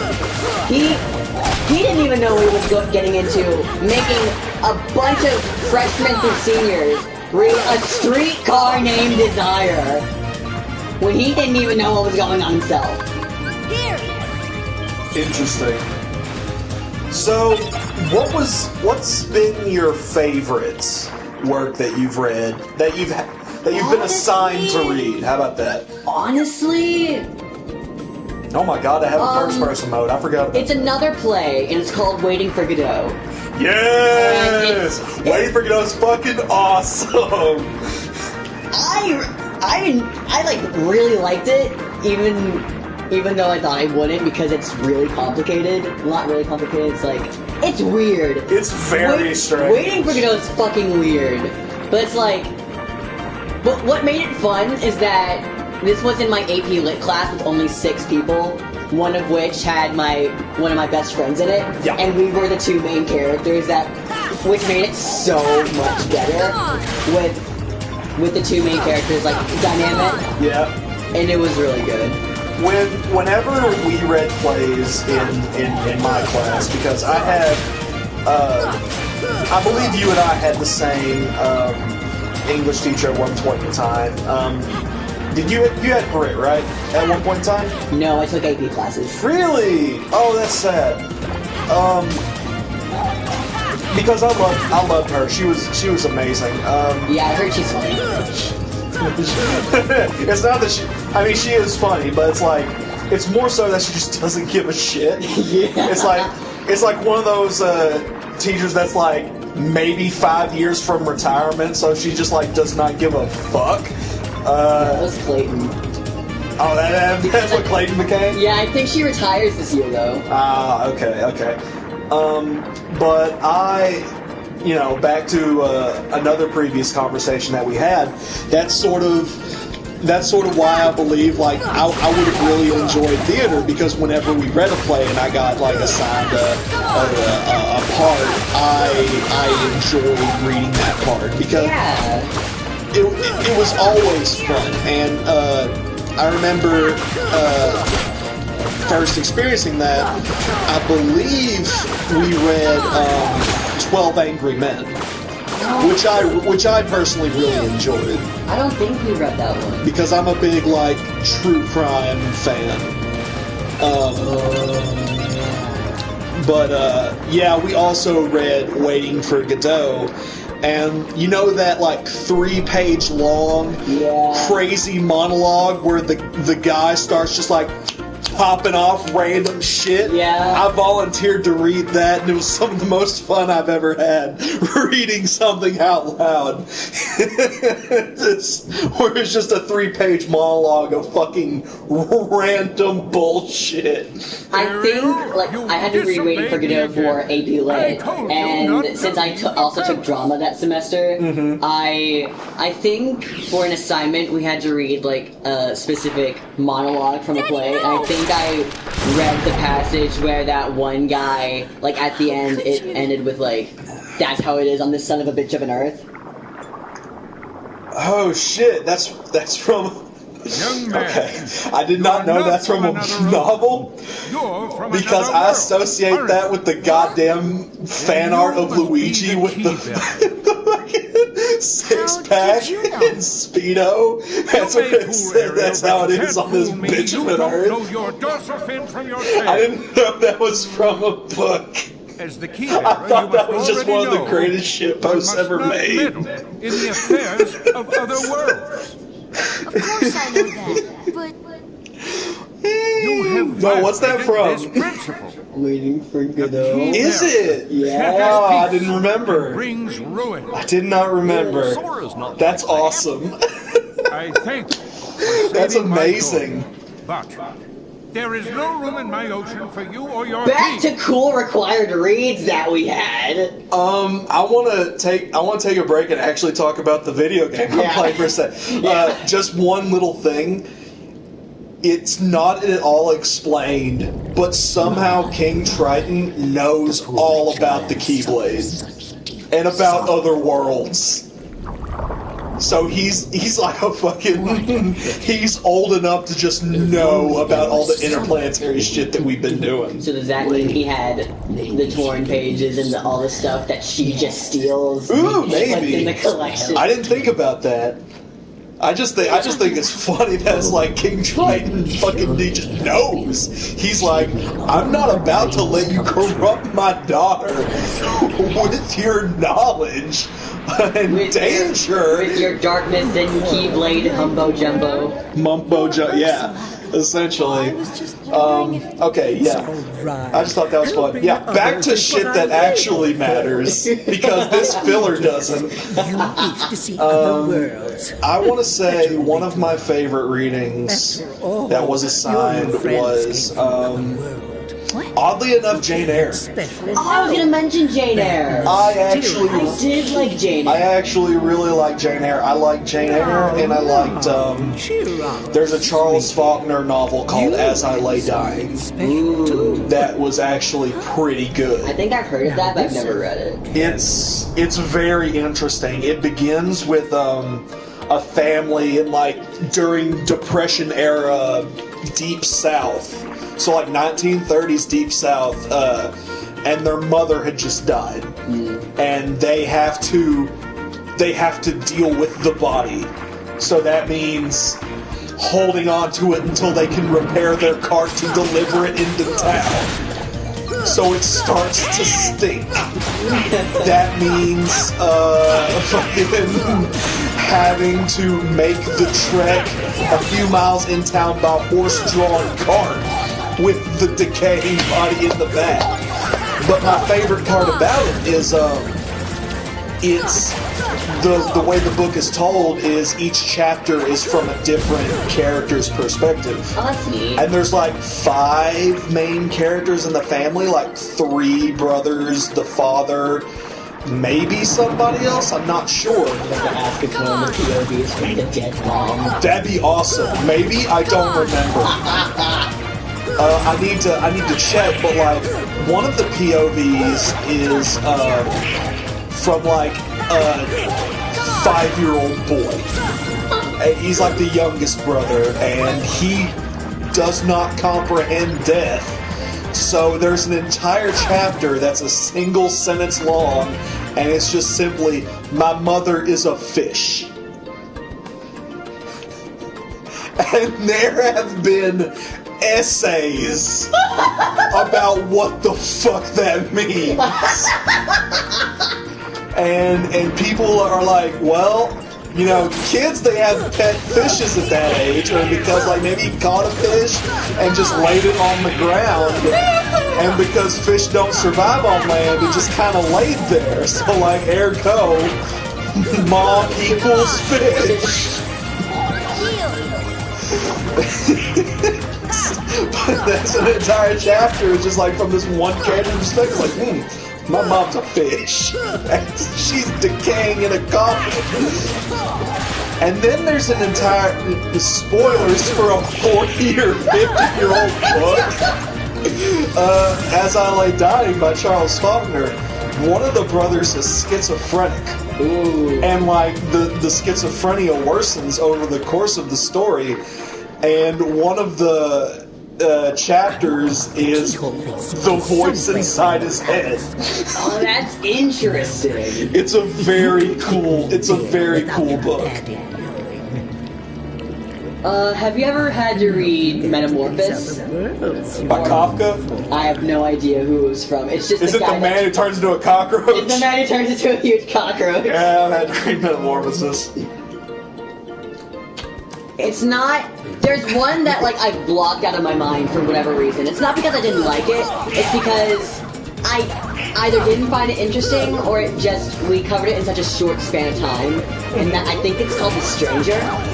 Yes, I've read The Stranger. I have forgotten everything about that, except for the fact that he's in prison for like half the book. I think. Yeah, no, you're right. I remember The Stranger. So The Stranger was a real fucking weird novel from a very existentialist era. Yeah. Where you would write a book and it would be about nothing. Well, not necessarily nothing, but like, oh god, it's been forever since I fucking read The Stranger. The main character kills a guy. Yep. The main character shoots a guy, and it's all from the main character's perspective. And he doesn't know why he does it.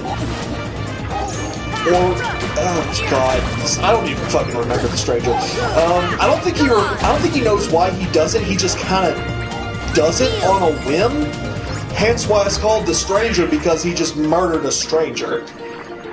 Or maybe it could be because, like, the guy who shot him, the main character, was a stranger to the person he killed.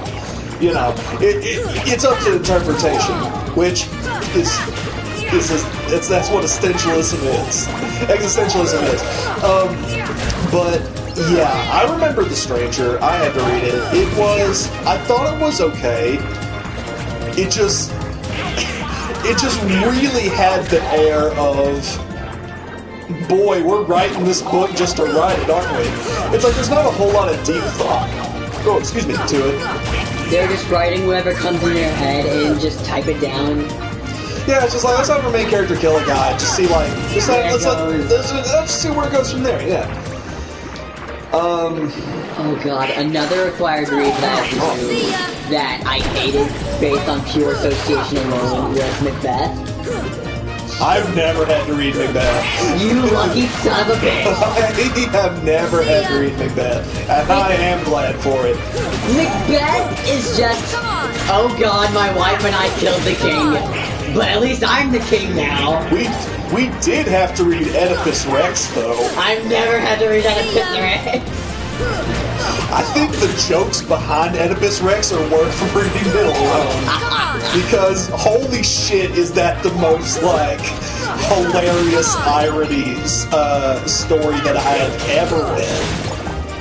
You know the story. You know the Oedipus story, don't you? Unfortunately. Yeah, Unfortunately. It is fucking hilarious because it's like, dude, it's hilarious on the main character's front because it's just like, I feel like the beginning of the book is like the dad learns from an oracle. It's like, your son's going to kill you and marry his mom, your wife. And the guy said, well, I'm going to keep that from happening. And then in Always Sunny, title card pops up and it says, it's like, Oedipus kills his dad and marries his mom.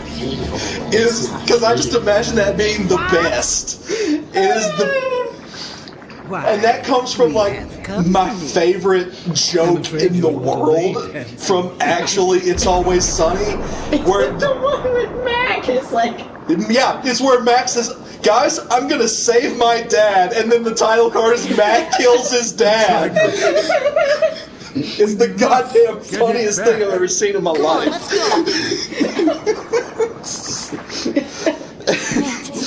I'm going with you. But... oh, that story, it never fails to, like, it's a comedy to me. Because it's like, man, you fucked up. You fucked up so bad. It's like nobody could fuck up worse than you. Oh, God. Yeah, with Macbeth, it's the complete opposite. It's so boring. Oh, really? Well... it was boring to me, but like the teacher made it boring. But it's like, it's literally a story about murder, and like this one guy who's like Macduff, I think. He's like, I'm gonna kill you.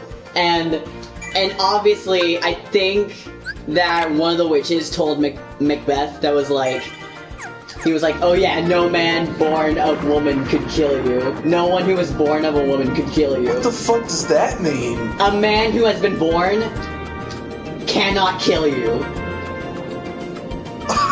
So any man who has ever been born ever cannot kill you. And he's like, cool, that means no one can murder me. And then at the very end, oh yeah, spoilers for a play that's been here for hundreds of years. I love these spoiler warnings for what is definitely one of Shakespeare's most popular plays. Yeah. But at the very end of the scene, Macduff and Macbeth are having a sword fight, and Macbeth is like, you fool, do you not recall that no man who was ever born could kill me? And then Macduff was like, joke's on you, bitch, I was a C-section baby. Shut up, that's not real. It's real. And that's how Macduff kills Macbeth. That's so and stupid. brings his head in the final scene. That's so stupid. Exactly. Oh my god, Shakespeare was a shit poster. Have you seen those like Shakespeare quotes like out of context? I think the only one that comes to mind is what you He stabs him. Yes. Oh my god. That one's awesome. That's an Instagram live for me. Oh god. Yeah, I don't care for Shakespeare. No one does. I really don't. Because, like, one, it's fucking hard as shit to read. That's why you have to read. That's why there's books where there's like the original translation on one page, on the other page it's just like a modernized version of that where it makes it so much easier. You have to have 30 layers of subtext to understand one page, and that shit sucks. Oh my fucking god. Speaking of... Okay, it's not just me who hated this. Everyone who is in my class, everyone who has ever taken this class, everyone who has ever read this book has said that they hated reading this book. Which one was it? The Scarlet Letter. Oh, man! Everyone who has ever read the Scarlet Letter hates the Scarlet Letter. Man. I think that's hilarious. Man, fuck the Scarlet Letter. That book sucks. It's If you want to talk about an author that no one understands, who draws on his sentences for way too long. Fuck Hawthorne, man. Fuck that motherfucker. All my homies hate Hawthorne. Oh my, yeah, exactly. Fuck that book. That book, I wish I could block that book from my memory. But every little detail has been like engraved into my skull. Which is like, this woman could commit adultery with the priest. What was he, a priest? He was like, yeah, he was like a preacher.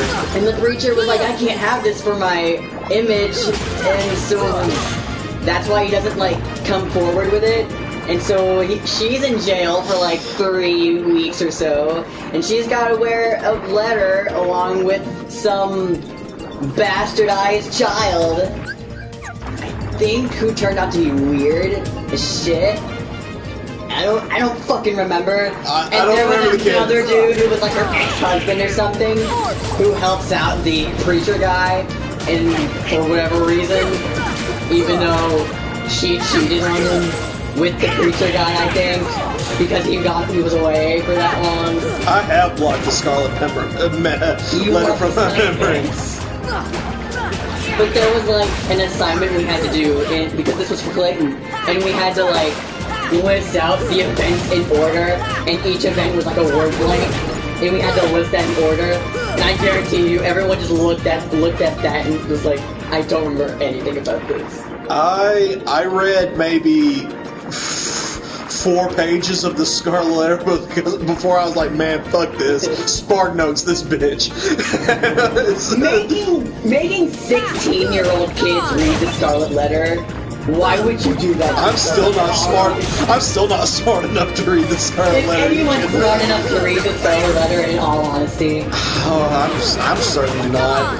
it's like we have to assume all of the symbolism in it. We can't ask Hawthorne because he's dead.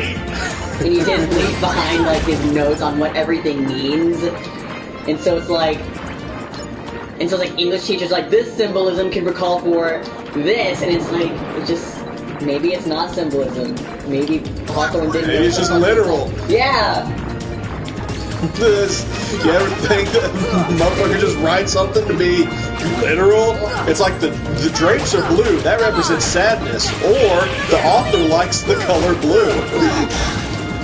Maybe he just had blue curtains. But you know, English teachers take it so that like if it didn't matter that it was written, then it wouldn't have been written. So it's like they make a specific mention that like the curtains were like a baby blue, and then it's like maybe something's going on here. That's foreshadowing or something. But 9 times out of 10, it's just like, nah, we just want a clear picture of the room. There's gotta be some scenery in this book. No, there doesn't. I remember, I think books are best when there are zero descriptors. When Just very simple, very... it gives you a time period and that's it. Everything else, you're on your own. Like I can't remember when this was told to me. I believe it was before high school, but this is something that's always been kept in my memory. It's weird because I don't remember the name of the book, but I remember that it was used as an example.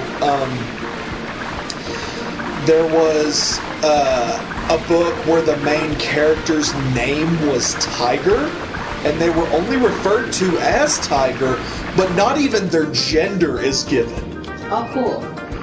Yeah, so it's like the entire time you could envision them as like a male or a female, and it works because it's just never given.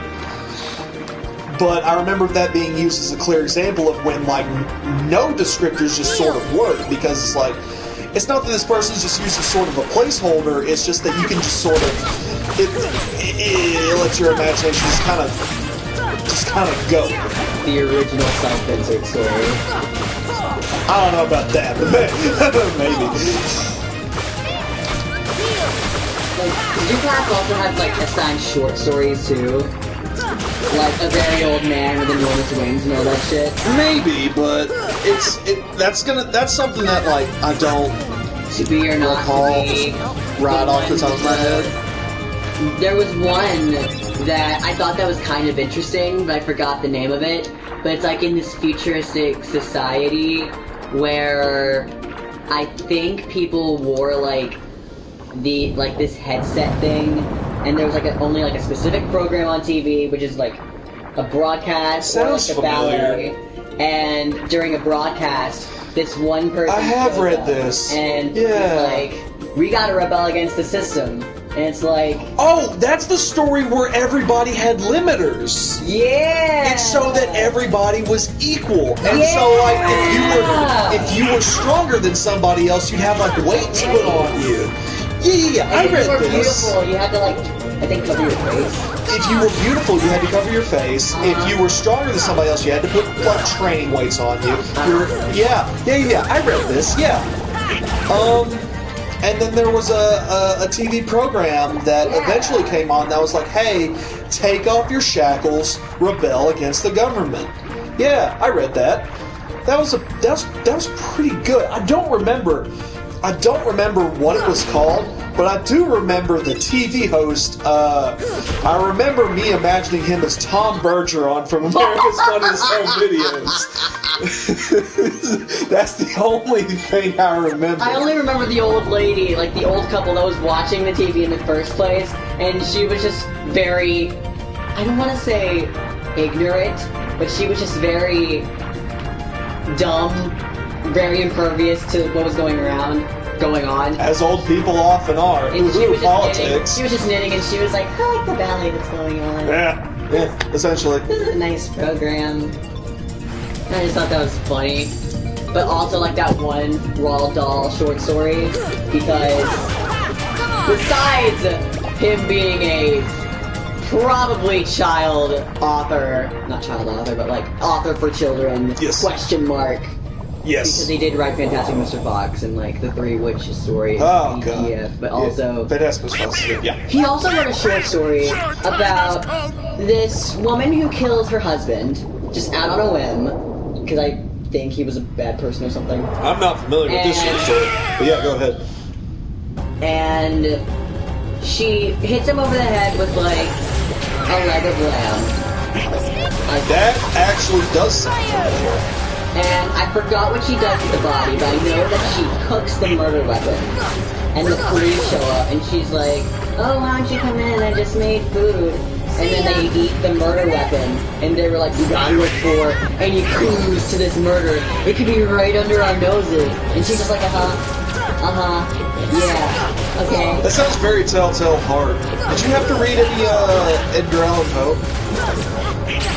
Probably for Gilly, but I'm not sure. Yeah. I had a comp class that made us read Cask of Amontillado. That I actually that's not what that's pressed. That I actually relatively enjoyed. I did have to read a Poe short story in Part 2 for an assignment, and I didn't know what the fuck was going on. That's fair. It's the one where there's a guy, and he's like, "I'm mad at my friend. I'm mad at him for whatever reason. Yeah. I'm gonna get him drunk, and then I'm gonna take him to these catacombs." That's Cask of Amontillado. Yep. Yeah. And I misread it and thought there was like some grotesque beast that was like made of flesh or something, but no, he just locked him in a chamber to die. Yeah. Which I was very disappointed in. In my lack of reading and comprehension skills, and just something that wasn't supernatural happening. Yeah, I'm sorry Edgar Allan Poe didn't turn out to be a H.P. Lovecraft. See ya. I actually brought that up when talking about the short story in a WebEx meeting in that class. So I was like, yeah, the flesh monster was kind of weird. I was like, wait, what? I don't think it got brought up, but they were talking about it, and I was like, oh, that's a... What? That didn't happen? I could have... What?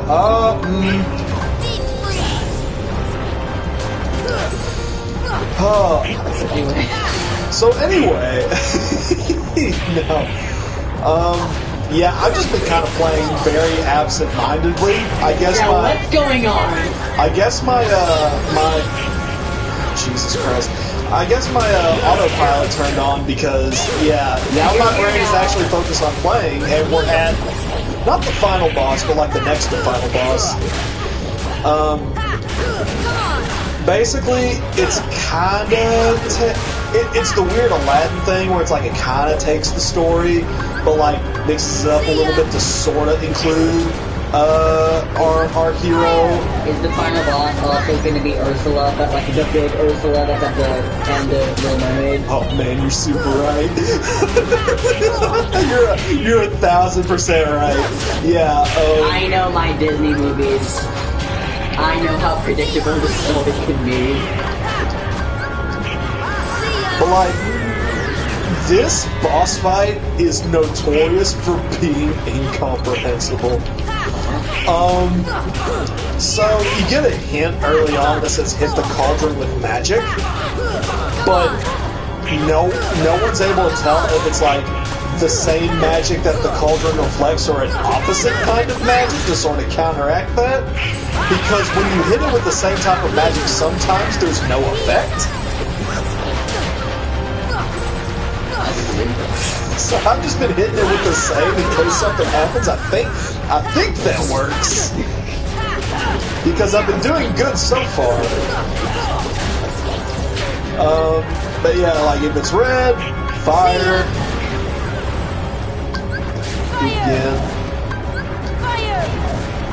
See what happens. It's not doing anything now. Oh wait, maybe. No, now it just kind of fizzled out. And I just wasted a bunch of magic because it fizzled out. Now it's nothing. Okay. Okay, it's fire again. And she's got her little flotsam and jetsam. They're just kind of fucking a boot. Do you remember the eel names? Yes, I do remember the eel names. I didn't do anything. I don't know why. I just do. I just kind of do. Does anyone remember any of like the animal sidekicks of the villains? Are they important? Like the eels the two little gargoyles that Hades has. The two gargoyles in what? Hunchback of Notre Dame. I don't remember at all the Hunchback of Notre Dame. That's one. Yeah, that's one of those ones that I have not seen, except for maybe once years ago. It's so good. It is. Hunchback of Notre Dame is very underrated. I agree. For a choir concert I had to do in sophomore year, we had to dress like different Disney characters because it was a Disney themed concert with a bunch of Disney songs and all that. Did you dress up as Quasimodo? No, one of my friends dressed up as, oh my god, what's his name? It's the main villain of, Hunchback of Notre Dame? yeah, the priest guy. Oh god, if you wouldn't have asked me, I'd be able to tell you. Yeah, him. Yeah, him. But one of my other friends dressed up as Hades. Frollo. Yeah, Frollo was the thing. Yeah. But one of my friends dressed up as Hades. Nice. Black cloak and all, hair stood up and blue. And I just thought that was neat. Nice.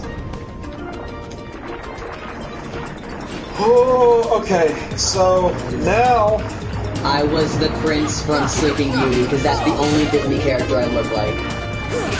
To a T. That's who I looked like my sophomore year. that Prince from Sleeping Beauty is like, he's like NPC man. He has like no defining features whatsoever. He has no personality. He's like, pretty woman to me like. He dances with her once. He just like gets a sword from the fairies. They just like, okay, you're here. You get a sword. You go take out that huge dragon. The girl you danced with that one time is in the tower, and you're probably gonna get married. And he's just like, Bet, she hot. cool. I rule the seas now. And I just think that was neat. He's like, so, rescue princess? Yes. Guaranteed sex afterwards? Maybe. It's because there were no Disney prince had a personality before Little Mermaid, I don't think. I can't even remember the guy's name in Little Mermaid. Eric? Is it Eric? It's Eric! Okay. I believe you. I don't remember it. I believe you. There's Eric, there's King himself, Flynn Rider from Tangled. I do like Flynn. Oh god. Who else? Legend himself, Prince Naveen. Have you ever seen Princess and the Frog? No, we talked about this earlier. I do need to watch Princess and the Frog. It's good, and Naveen is like... He's a good character, I love him. That's fair. I don't know if this counts, but Li Shang from Mulan. Li Shang is a bi icon, let's be honest. We love that for him. Because you know, when he thought Mulan was like Bing, when he thought he was a boy, he was like, he's kinda hot. You can see him going through like the sexuality crisis. He's like, Throughout the movie. And then the secret is revealed, and he's like, oh, I'm gonna be betrayed. White Pete's gonna erect it, and now, oh god. Okay, who are the other Disney princesses? princes that have a personality, or just in general. Does Aladdin count in that case? If Jasmine's a princess? Well, he marries her eventually, so I guess he's now the prince. He's Prince Ali, fabulous Ali Ababwa. Ali Ababwa, yeah, okay. You know what? Yeah, sure. Yeah, you know what? Aladdin's the best. Aladdin is the best Disney prince overall. I like Aladdin a lot. In fact, of the classic Disney movies, I think Aladdin's actually my favorite. Simba counts. Sure, yeah. He counts. Simba's a bi-furry icon. Don't bite me! Despite fucking blows. You can say 4, it's okay. Except it doesn't form. It literally is just a bite. Kingdom Hearts 1 said, we did it once, we can't do it again. No, it's like we got one more in there.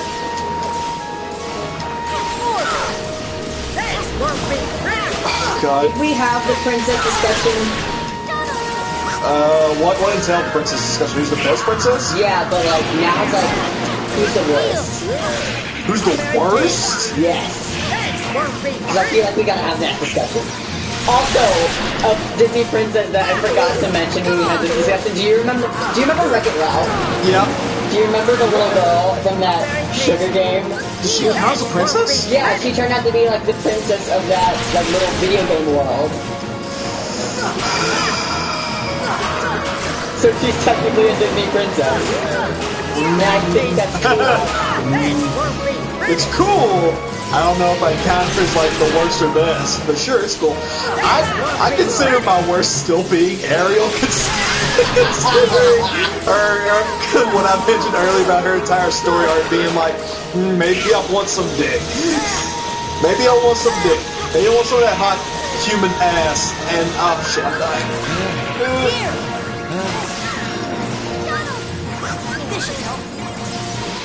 But did we talk about favorites? I can't remember. I think we did, but I think we just talked like about the Disney princesses we knew. Sure. Okay. Why? Who's your least favorite? Let's talk about Snow White for a hot minute because Okay. it's like she's like 14 when we meet her, and she's already like I want to get married. Yeah. And then- Well, that was like during the 1930s though, right?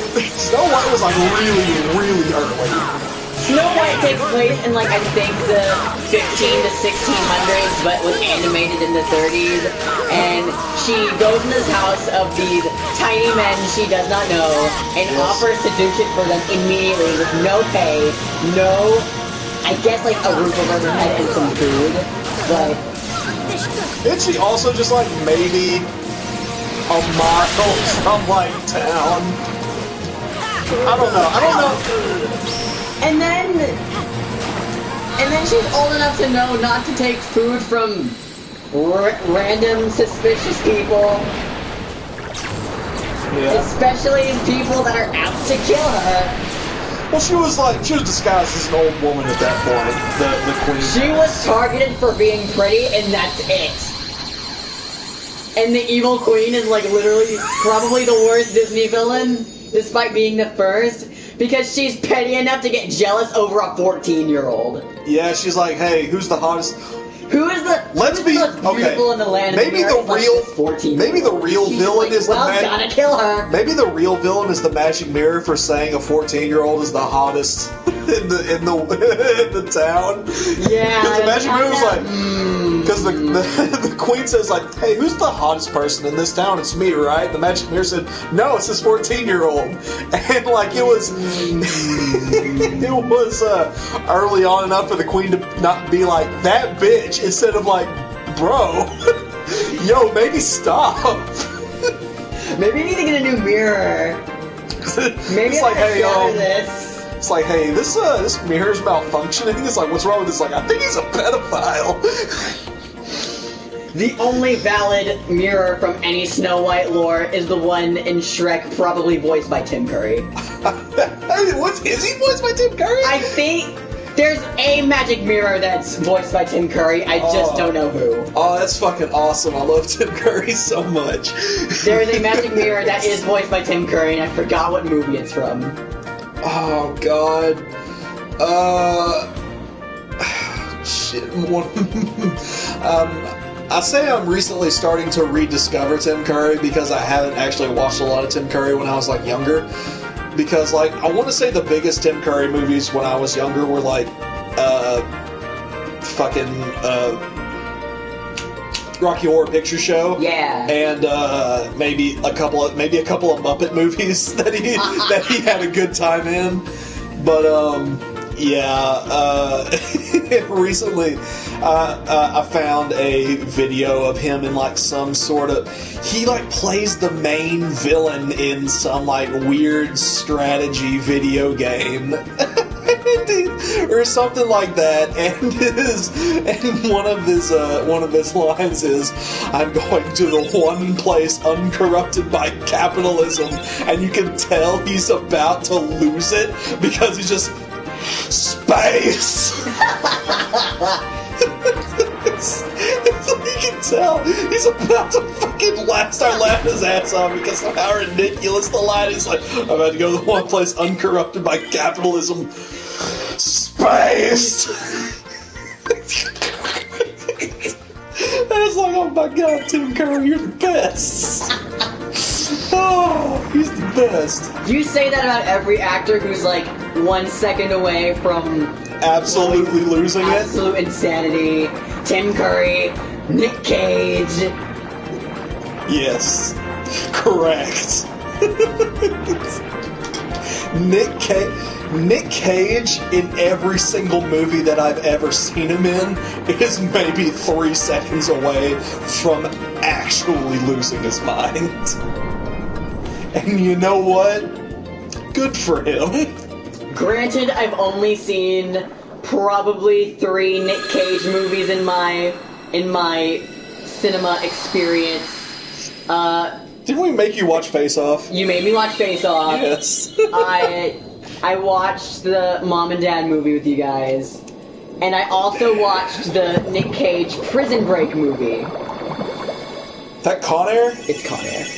Nice. That Well, was like years ago. I'm about to say, I told you that Logan and I watched the National Treasure movies to see if they hold up, and they surprisingly do. They're actually not that bad. No stunt wires. I did not see any stun wires, no. Progress. It might be better if it had stun wires, though. Oh, about that. Sorry for lying. But Nick Cage has been in a lot of, like... Scratch that, I forgot he was into the Spider-Verse. Maybe I can too. Yep. Oh, I forgot he was Spider-Noir for a hot minute. The perfect person to pick for Spider-Noir. Yeah. I'll find a way, somehow. Oh my god, I love Nick Cage so much. Like he's been in such shit movies, and it's like it's really only because he's terrible with money. He's like in debt from buying a pyramid tomb and not being able to pay it off. And it's like, you know what? Fine, sure. It's like, yeah, understandable, I suppose. But it's like he puts his heart into so much. It's just like, I can't be fucking upset with you. There's no way. I absolutely love Nick Cage. There is so much, because he just, even if he's in like just a terrible movie, he's going to be fun in it. Like he's going to make it automatically better? Yes. 100%. Oh, okay, there's also a thing. I forgot. I'm gonna try and see if I think out of all of them, I think his role in Con Air was my favorite because nothing can top him in like that mullet? That classic 80s mullet. That mullet. Yes, we love the mullet. It's like that standard classic puffy fucking...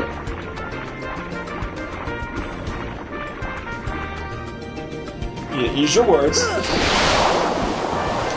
No, I just had like a coherent thought. I was just like, did every Nick Cage movie I've seen of him have like him with a child in it? Like him having like an actual child? Or was that just Con Air and Mom and Dad? And Face Off. Technically in Face Off. Yeah. Because he was John Travolta for a period of time. But he also had that kid with the other. Oh, that's right. He did have a kid. Yeah, so that makes 3 out of 4. Yeah. Unless I'm not counting Spider-Noir lore. I want to, because I haven't seen it. I've seen it once, but I haven't seen it in a hot minute. I want to watch Nick Cage in Knowing. I don't think I've heard of that one. Knowing is a Christian action novel about the rapture. And in the movie adaptation, the most recent movie adaptation, I believe, Nick Cage.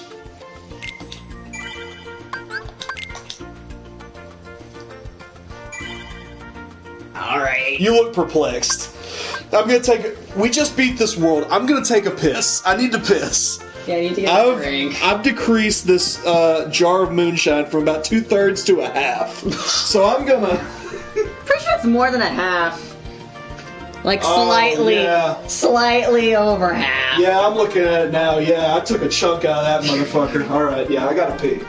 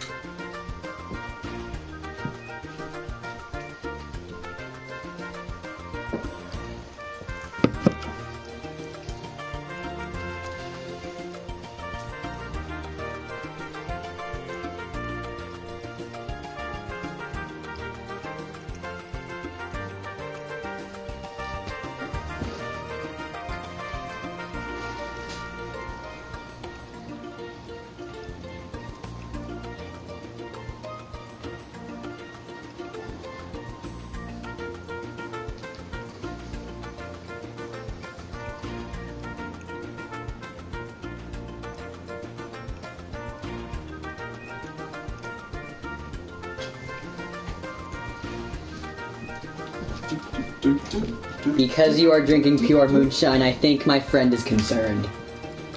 And because we've been talking about Nick Cage for 5 minutes. Honestly, that's not long enough. I think we need to talk about Nick Cage more. I think another movie I've seen him in was probably City of Angels. But I think that was only like the first 5 minutes. Do not believe I've seen City of Angels. I only watched the first minute of it because Mom told me that was the only moment in movie history that Dad has ever cried at. To which, if you gotta say that the only movie you've cried at was in a Nick Cage movie, then I want to say that the last movie that made me cry was I remember. So I watched back over the last stream that we did while I was at work because I just wanted some background noise, and we were talking about good recent Pixar movies. Yeah. Coco was the last movie to make me cry. I've never cried while watching Coco. Coco. And that's one of the one Disney movies, one of the only Pixar movies that wasn't spoiled for me. Yeah. And so I don't know if it was off topic, what the fuck are your socks? Alright. What the fuck are your socks? So, because there's no camera, it's hard to explain this, but for our anniversary, Logan ordered special made socks that have our faces on them, and one of them is when I use that stupid Snapchat anime filter. So I'm doing a shitpost anime face, and that's what that is. This is the worst thing I have ever seen. It's awesome. These socks are comfortable. But no, Coco was the last movie to actually make me cry. Not because it's sad, but because it's, I don't know, something about it really hit me hard. And it was when, spoilers for Coco. Spoilers for Coco circa 2017. Which also might be my favorite recent Pixar movie.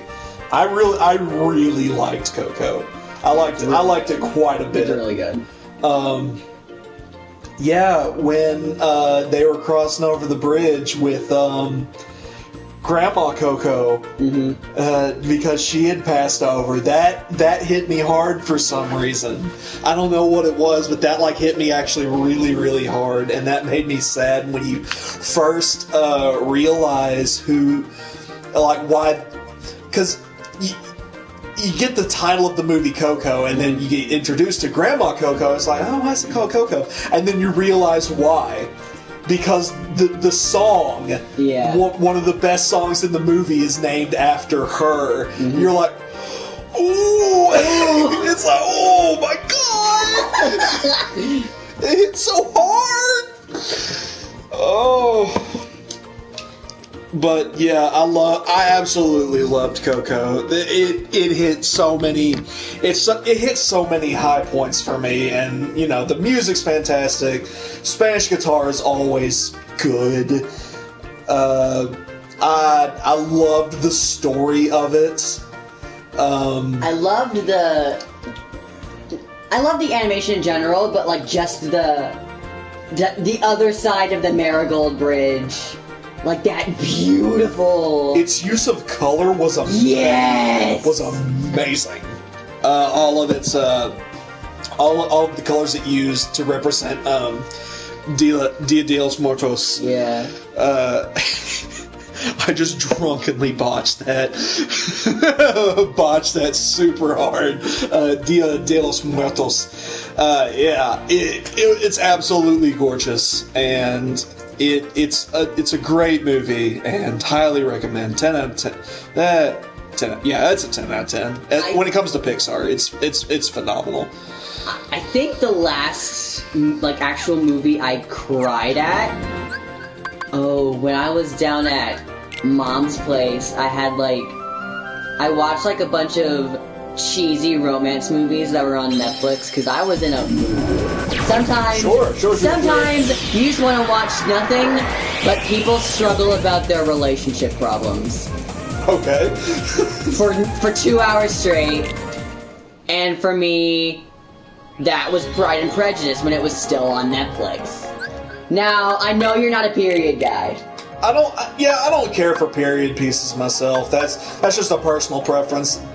British period pieces are not my cup of tea. No pun intended. For me, it's like Pride and Prejudice is good. Phantom of the Opera is good. I don't want to watch Bridgerton because that doesn't really seem like. I've heard mixed reviews about it. Sure, but it's like Pride and Prejudice. I don't know what it is about it, but it's like it draws you in. Like, you might not want to at first. You might think that it's boring. But it's like there's so much that, like, goes on in it that it's like... You just get invested in it. Even though you probably wouldn't want to. Okay. But it's like a thing that you accidentally get sucked into. And once, like, you're invested in it, you are, like, invested in it. Like, it can turn from, like... Oh, I hate Mr. Darcy, he's stuck up and he's rich, and if the main character, Elizabeth, doesn't like him, then I don't like them. And then, a couple of hours later, it turns into, he saved one of the sisters from running away with one of and it just, like, draws you in. That's how I feel about, Interview with a Vampire. With Brad Pitt and John Depp. Just like, man... This is pretty okay for a vampire movie back in like the early British plague era. Okay, we're back at the 100 Acre Wood, and this is something that actually requires some concentration, precision, and thinking, which I don't have at the moment. To bounce with the finest, you'll need some pointers from the finest. I brought a snack in here. I'm gonna... It's a Cajun trail mix I bought today. Because I have not eaten dinner yet.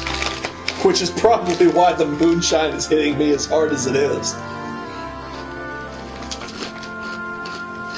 But Yeah, Al, my friend just DM'd me just saying in full caps, "'Cause your blood fucking drowned in moonshine." that's the spirit. But Al, you don't bounce around like we do. Can't master everything, I suppose. I think he just fucks off. Because he's been the one to explain the rules of minigames so far. He's like, okay, I'm going to teach you how to bounce. And then Rue says... But you don't know how. And he's like, yeah, fair enough. And he fucks off without explaining it. I love that. He just fucking fucks off. He's like, yeah, you know what? Fair enough. Oh, alright. Talk to me. What I find weird is that, like, the names of the characters in the Winnie the Pooh cinematic universe. It's like, Tigger is named after his species. Yeah, Rabbit is named after his species. Owl is named after his species. But we've got Kanga and Roo. Right, kangaroo. But we have Winnie, we have Eeyore, we have... Yeah. Does Piglet count? Yes, Piglet counts. I think Piglet does count.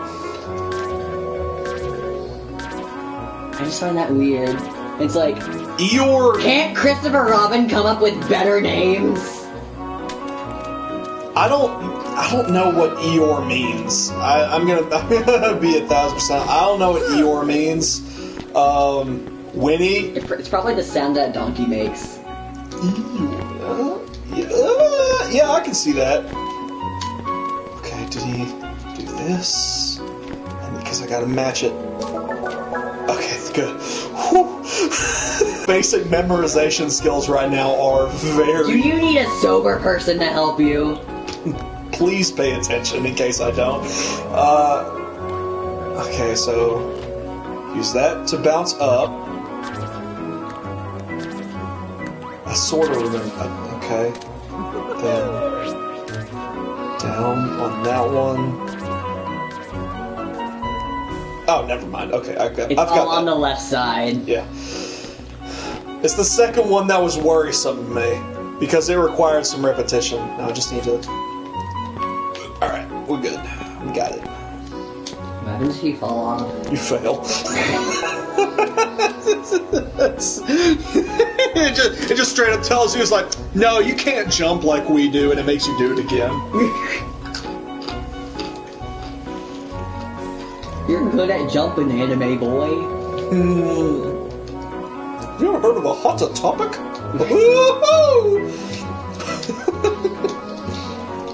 The Spencer's is that way. Oh god, Spencer's is like Hot Topic, but like... More adult.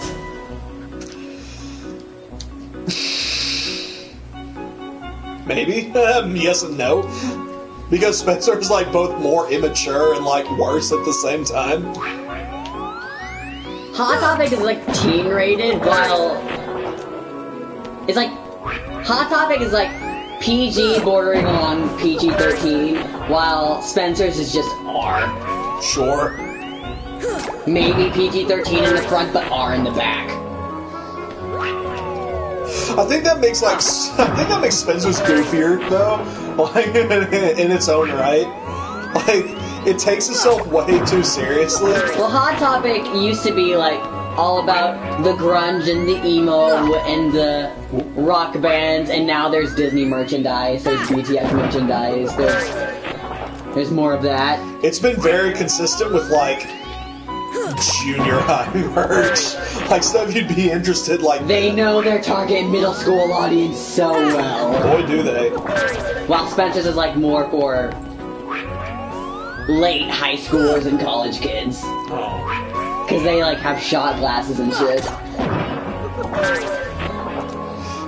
High schoolers who want to be old enough to drink. Like, high schoolers that want to go to the back of the store. Where all the sex stuff is. Where all the nudie posters are. Man, those stores are weird. Those stores are weird in what they sell. Oh shit, we did Oh, what's in here? AP up. Fuck, yes! This is our chance to get some good shit. I think we've done the actual minigame, and now we can just fuck around and get some cool stuff. Let's go try the seesaw. And Tigger fucked off. He is gone. He bounced away. That activated you. Can I jump on you? Oh shit, I'm gonna need some Is air. that how water works? Don't worry about it. Oh shit. Oh god, I'm screwing it up. God, this looks so bad.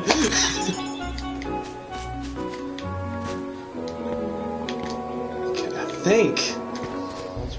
Oh wait. Aha! That's where it wanted me to be. And if you give these rare nuts to Al, he's good shit. Give me that fucking power up. That fucking AP up. Wow, I just realized since we spent our entire time in Atlantica, I have not been able to use the move that I put on beforehand. What's that do? Oh, that does you. But I think I can only carry one at a time, so I'm just gonna give me some good shit. Defense. Oh my god! Al, you spoil me. The moonshine's getting you. It absolutely is. It 100% is. I don't drink moonshine. For this specific reason alone. It's very, it becomes very clear once you start drinking alcohol that different alcohols affect people differently. Like vodka usually makes me pretty emotional. You told me about your drunken stories. Yeah. Like, sometimes you would come home from college and you would it would be during the holidays or during a birthday, and you would be driving us to Hot Springs or whatever, and you'd be like, hey, you want to hear a funny story from when I got drunk? And I'd be like, thanks, I'm in 8th grade, but... Give it to me. Why can't I pick it up? Sora, what is wrong with you? He's 11. I know I don't already have, do I? He's not the one drunk on his ass at the moment. Okay, but the gang could actually be bugging out. See, I didn't even have one. Give it to me.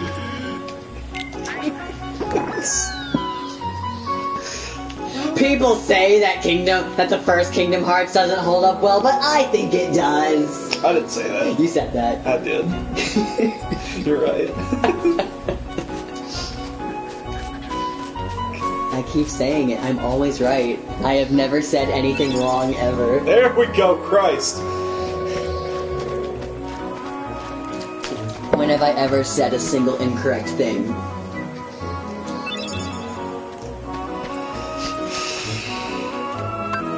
That's not on me, buddy. That's on you. That's on you to figure out. I won. My friend's yelling at me. There's been no commentary in the chat, which I'm a little bit disappointed about. I don't know if they have an actual account or not, but if they could leave comments, that would be kind of embarrassing. Look at all these specifically. nuts! Look at all these nuts! That's a lot of nuts. That's a lot of nuts. Ooh, shit, damn, fuck, shit, I hate it. I've drinking moonshine maybe 2 other times. I don't drink moonshine. Oh fuck, oh god, I fucked up. Pooh, help me.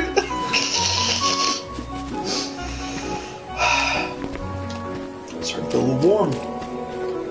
Alright, give me you. Take Take me down to Paradise City where the grass is green and the so pretty. Oh, won't you please take me home? Hey, do you know me saying fuck you? I might actually sign in now just for that. Oh, please. So you might get comments soon. Thank God. From an angry Canadian friend of mine. You got friends in Canada? Yeah. How's it feel to be literally the opposite side of the neighboring country? fucking Arkansas. Okay, I don't know where else to go. Take me someplace. Now I'm here. Take me home. Country road to the place I belong. Have I told you that there's a Ghibli movie with that song in it? What? Country Road. What Ghibli movie? An old one from the 90s called Whisper of the Heart. Okay, cool. There's a parody of Whisper of the Heart. There's a Japanese version of Whisper of the Heart. There's the original covered version of Whisper of the Heart. I mean, of Country Roads. And you just have to watch it, just for that reason alone. And it's also the movie with Riku in it. Oh, yeah. David Gallagher? Yeah. I think that's his name? Yeah. Alright, fuck it. There are chests around here, but I found all the nuts, so I'm fine. Give me that HP up. Oh god. Abilities? No, that's shared. Soros! Ooh, I got 6. Boost attack power when HP is critically low. Fuck that! I'm never gonna be HP low. Keep 1 HP even after taking a critical hit. That's important. It means if I'm supposed to die, then fuck you, I'm not gonna die.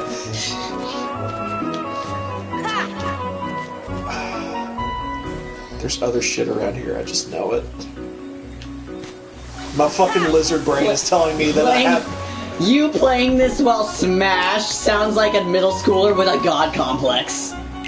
There is definitely some other things around here that my lizard brain is telling me that I have forgotten. Dumbass rat brain. Lizard brain says 100% or bust. Oh, okay. No, fuck it. We're done. Thanks. Thanks, Al. Or are they 4? It's a secret. Okay. Alright. We're done here. What turned into? Mithril. Cool. We'll be back later, I'm sure. Oh god, we got more worlds to go to. What other worlds are there? Wait, isn't there a Lion King world in one game? Not in this one. Alright.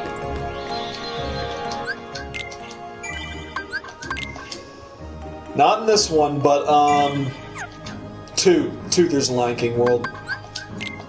I can't wait for Kingdom Hearts 4 when we get a Hunchback of Notre Dame world where it just deals with religious trauma.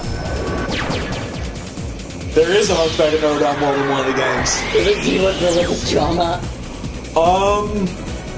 Do you not fight Frollo in hell? Frollo, okay, so Frollo is definitely present in it. Oh shit, I didn't mean to lay in there. Frollo's definitely present in it, and we'll get there when we get there. Because Hunchback of Notre Dame appears in the Radar Academy.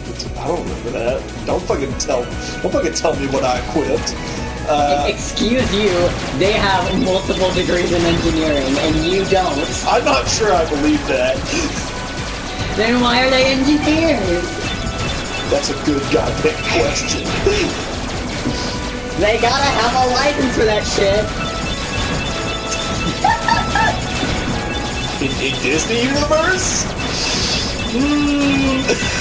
Do they have to have a license? If Goofy can get laid, then the Chipmunks can get degrees in mechanical engineering, in aerospace dynamics. I'm not gonna fight that.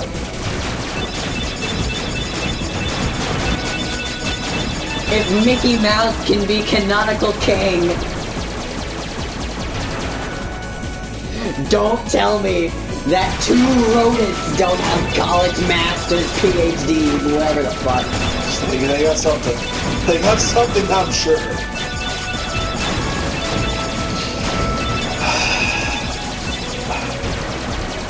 I forgot what we were talking about before this. Yeah, Hunchback of Notre Dame. Can't believe you know more about Hunchback lore in Kingdom Hearts than you do the actual fucking movie. Oh? Watch the movie! Don't attack me like that. Watch the movie! When the movie is as fun to watch as this is to play, then maybe. You don't want to delve into self-consciousness and religious trauma? Right now? That doesn't seem fun for you? Right now? No, that seems like a huge bummer, my guy.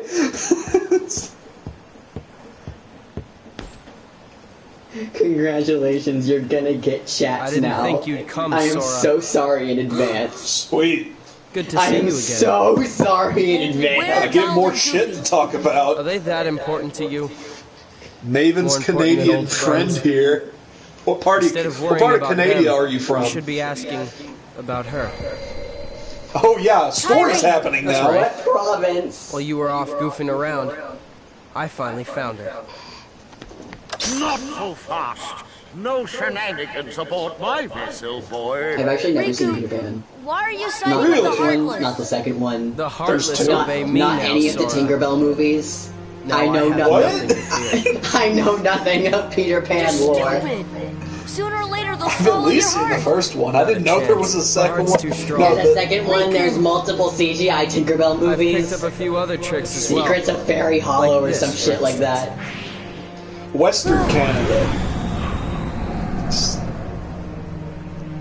You can go see your friends now. That means nothing to me. I'm sorry. Let's get underway already. I know, like, maybe some And provinces. keep Sora away from Toronto, Kyrie until we're ready to land. Quebec, Montreal. I'm so sorry. Scurvy brat thinks he can order me around. I am so sorry. Nothing. The hold is crawling with Heartless. Let them keep an eye on the brats. But, Captain, you know who is With also every down... new chat and every Saskatchewan. Did you hear that sneeze? Oh, that dreadful sound. No, Captain. Are you quite sure? Did I imagine it? Oh, my poor So my favorite part about this is that we're getting actual story, but at the same time they still decided, nah, Disney World goof though. Yeah, it was definitely Kyrie. Some Disney Finally World found her. nonsense. Do you ever realize that Captain Hook and the other guy that's with him is just another version, or just the original version of Gaston and the other guy that's with him? Who is the other guy that's with I me still? Sorry. forgot. I think his name starts with an L.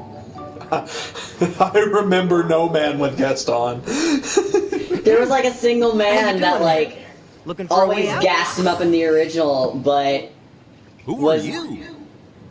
I think he got like I think in like the live action the creators were Okay, like, then. oh yeah, Fine. Have it he's your way. gay, and never But like you're stuck in here expanded too, on that in the aren't you? movie. Who, Gaston? No, not just waiting for Gaston, the other guy that was with him. Who? So just another instance of queer baiting, Tinkerbell, what took you which so long? is a no bueno. Great job. So you found Wendy?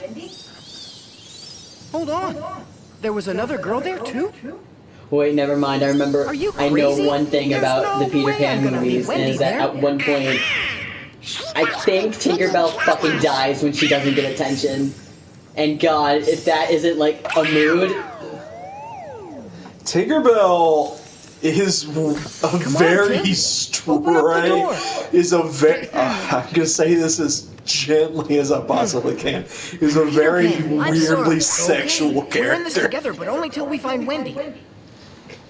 Peter Pan kind of creepy. Peter Pan's always been creepy, which is why he's not gonna be in our party. Fuck him. no creeps allowed.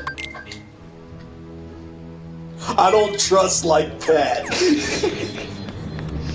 Peter Pan is fucking weird. He's fucking weird. He's apparently like some sort of immortal person, but like he goes and contacts kids and tells them you can fucking have magic powers and you believe in yourself.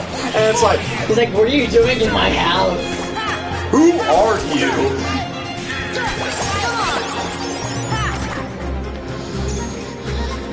Tinkerbell's an attention whore. I mean, she... kind of. No, but it's like... It's... Listen, if Tinkerbell doesn't get attention, she dies, and I think that's just a very me thing. I feel like that's very relatable. Damn it. Oh god. I don't have time to deal with you right now. You fucking assholes.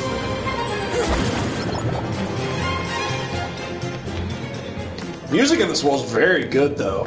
That's something I can say. Is it the no, don't do that. Oh god, yep, that's the moonshine. That's the moonshine here. Gun to your head. I'm glad this is a children's game because, boy, when I get drunk playing like more sophisticated like entries in this series, like You fucking, get bad at it. oh my god. Kingdom Hearts, Birth by Sleep, and Dream Drop Distance. Those are two real names in the series. I know Birth by Sleep.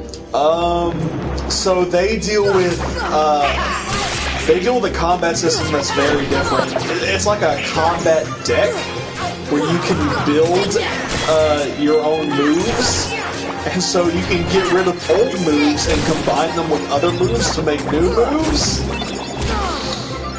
That's not gonna bode well if I'm intoxicated. If you have to use actual strategy in a game. If I have to The think right for real. If you have to use the one brain cell rattling in your skull for one tiny moment. You got her. Oh wait, here's the move that I want to use. Use it. Sora, why didn't you use it all the way? There it is. There it is. We're doing it. We're doing it. Look at it. Yeah, we did it. That's Sonic Blast. It fucking sucks. I'm not gonna take it off as soon as I used it once.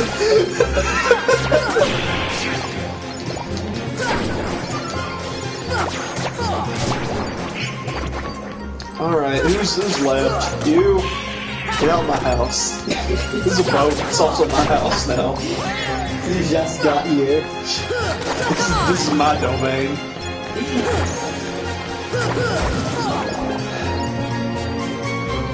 Am I good? I'm not good. It's my zone. The motherland. Are y'all just gonna fucking endlessly spawn? I swear to God. This is just limbo for you. That's another fun game I should stream at some point. Limbo. Because I played it a long time ago and beat it, and I do not remember all the puzzles to it. So that'll be fun to revisit. Alright, cool. Alright, so, fuck you, Sonic Blade. We saw you once. That's good enough. Strike Raid now. Gonna put you on.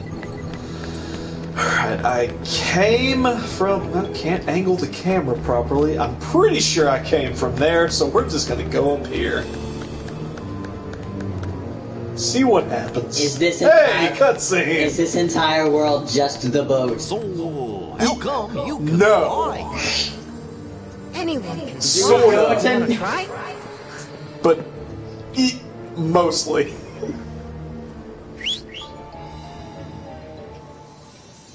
So yeah, Peter Pan's a fucking creepazoid. I don't like the way he looks. Just a little bit of I don't like the pixie way he looks There, at now you can things. fly. I don't like his dumb hat. I also don't like his stupid hat. The feather is unnecessary and should have been Indy's fallen not off one right of the away. chosen ones. You're so There are fucking 7, short. supposedly. He is a says she's 12-year-old. not one of them.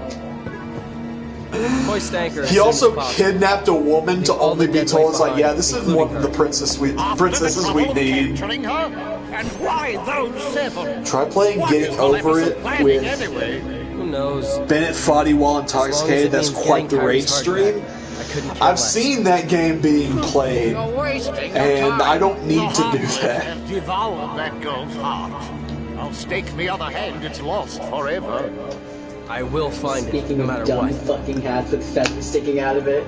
Yeah, how his whole fucking head's a feather. Captain Hook is a dumb design. What's more, Peter Pan Name is one with good them. design from a movie from the Let 50s. Peter Pan. I shall All wait. then, bring the hostage to me cabin, Smee. Hot to it. I can see the smoke coming out of your ear. Quasimodo, maybe. 90s, you quad. I don't know. I don't know. Why? You think they would make a movie about religious trauma in the 50s? The director would have gotten a lobotomy. Is We there can only hope. another girl there with you? Oh, why, yes.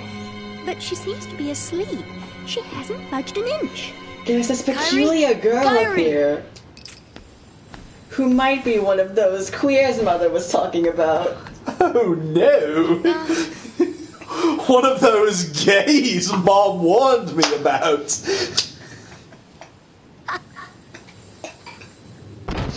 Oh! Oh! Wendy! Hey, let's get up there. I don't give a shit about Wendy. Okay, it's a gummy ship part. That's fine, I guess. Okay, as in, I'm gonna say as slightly intoxicated as I am, this world's going to be interesting. I want them to incorporate Disney sequels into the Kingdom Hearts lore. I want Goofy's hot-ass disco librarian girlfriend to be in Kingdom Hearts 4. Okay, look, we all want that. We do. We really do all want that. But it's hard. Get Max Goof's stepmom in here. Oh my god, an extremely goofy movie is fucking awesome. She and what's the love interest name? Roxanne. Furry Bait. Roxanne! Prime actual furry bait. Along And they along with Nala, along with Kubo, along with fucking and a Goofy movie is just entirely furry bait. It is. Max Goof himself is furry bait. Okay. Oh, look, what are you doing thing? There was another one that I forgot. The entirety of Zootopia is furry bait. I agree. Wasn't there a whole, like, fucking thing dedicated to, like, one character who appeared for one scene? It was the tiger on the The subway. hot tiger who was Shakira's backup dancer. And there were multiple pages made about that tiger that were just called "That Tiger Who Would Treat Me Right." Right? I'm glad you know, so I don't seem like a fucking weird asshole. Are you calling me a weird asshole? Yeah. Fuck you.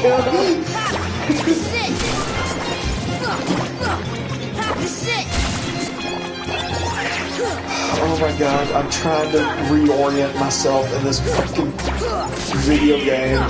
I feel like Brave would be considered furry bait because the mom turned herself into a bear. Man, Brave had so much potential to be good, and then it wasn't. It's trailer baited us. It's like, look at this girl who just wants to run away and have her dreams, and there's magic and shit. And it's like her mother turned her into a That's the entire plot. How about her mother turns into a fucking bear? And it's like, boy, do I not care about this fucking shit. No, her mom's not a bear.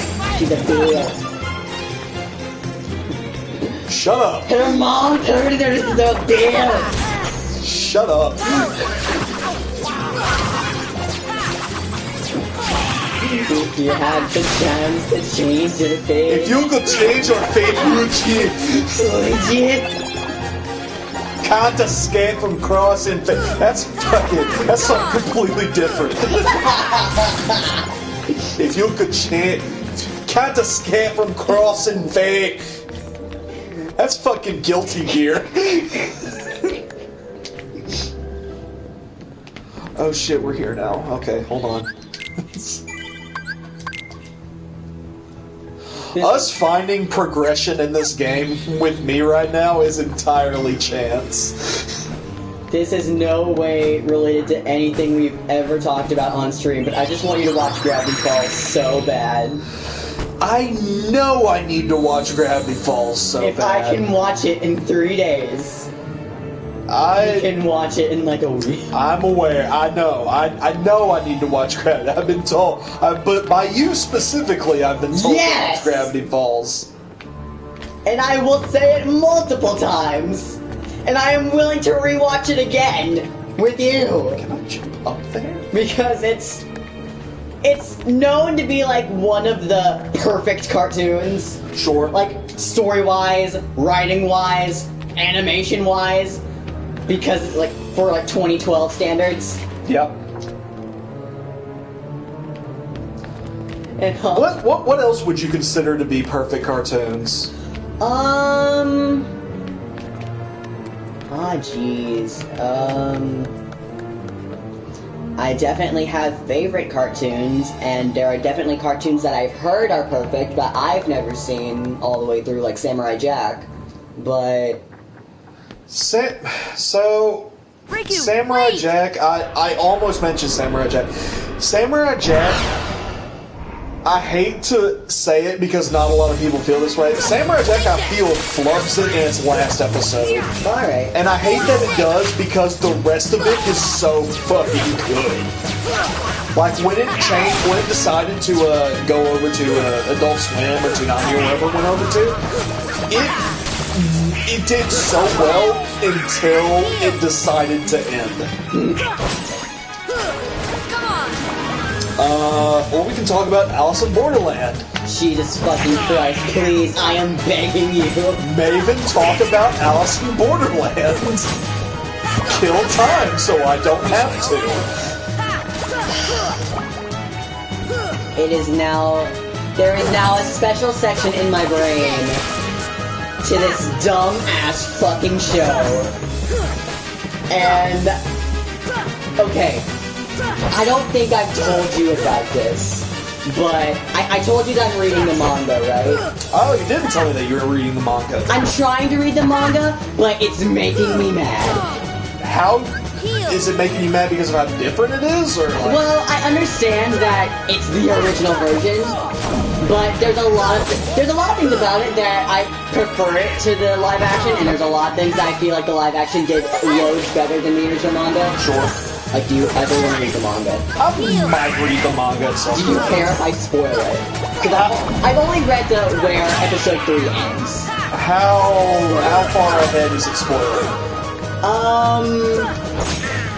It's only to where episode 3 ends, and it's different? it's different in terms of Chota's character entirely. Okay. It's different in somewhat of Urisu's character. It's different in their looks overall. I think the one who's least changed is Urisu. I'm saying if it's stuff that I have already seen in the show, then go ahead and spoil it. Okay, but there's a lot of things that like the manga did differently in the live action that I think the live action did so much better. Sure. And one of that is the entire 7 parts game. Okay. And so in the manga, first of all, in the manga, there was like, the timer kept talking and kept saying like reminders, and I felt like that ruined the mood of it. And I was like, I liked it when there was none of that in the live action. And Okay. that like, ruined the mood of it. And I personally agree, yeah. It would. And in the manga, you know, it's the woman, it's Chota, it's Karube and it's Arisu in the wolf and sheep game. Yes. And this time it was 10 minutes instead of 15 minutes. And... oh god. And you know how in the live action Arisu was like, he was scared, he was petrified, and when he got to be the wolf, he just kind of ran off. And throughout the entire game, in the live action, Arisu was just petrified and scared. But in the manga, he didn't like... I don't think the, like... Wendy. He wasn't like panicking the entire time, he was just kind of like, Come on, let's just kid. get this over Not with, now. and tried to like... I don't think he was even trying to like find a way to like... This is as far as I So can it's go. more like he wasn't like didn't scared seem- and afraid. No. That's weird. Exactly, and I was like, this is kind of out of character. But no emotion like really hit him until like his friends were like... You know that scene where he's just hiding from them? And he has like all the memories of them? Yes. This is what happens in the manga, and that's when he finally snaps. And this is when he was finally trying to find them, and they were all hiding from him. And you know the scene in the live action where, spoilers for Alice in Borderlands Circa 2021! Yeah, season 1. But you know how the last thing that Arisu sees is Karube. You know, smoking, and Karube just says thank you, and he actually sees him die. Yes. We don't get that in the manga. Really? He doesn't see anyone die. He just hears the collars explode around him. And Oh, yeah. I don't like that at all. yeah, I didn't like that. And I was like, it would have been so impactful just to, you know, Because, like... that would be like more emotional stuff. Kurube's his name, right? Yeah. I'm so terrible with, like, Japanese names, like, in anime and manga and live action, like... Good thing I remember shows. them. Yeah. Yeah, that was a great moment in the live action show where he basically said, hey, live on for us, and then he immediately died. Because essentially what I was saying, oh god damn it, I'm so bad at this fucking section at the end. Basically, because one of the best parts of the show was like that moment where he realizes he has to accept that all of his friends are about to die. Yeah. And it's like if he doesn't get that in the manga, then that just makes that all the less impactful. Yeah. But there is one thing that the manga did very differently from the live action that I think would have been so cool if they put in the anime. Yeah. And that since manga Arisu didn't see his friends die, he didn't want to go back for their corpses. So he completes the game, he picks up the card, and then proceeds to burn down the Botany Garden. Okay, that's also pretty good. I just think that would have been a really cool way to end off the episode, and that would have been a good comparison to the burning down of the beach, and a good foreshadowing for the burning of the beach, and like shot comparisons, like good foreshadowing. And I just think that would have been so cool. That's also pretty good because I think the next time we see him after the live action is like he's just kind of laying down in the street, right? He's laying down in the street, and he's just like, Yeah. and then Usagi just finds him, and he's just like, come on, you're living, come on, you're eating, I've been there too, I'm helping you out of this. And that's where I left off with the manga.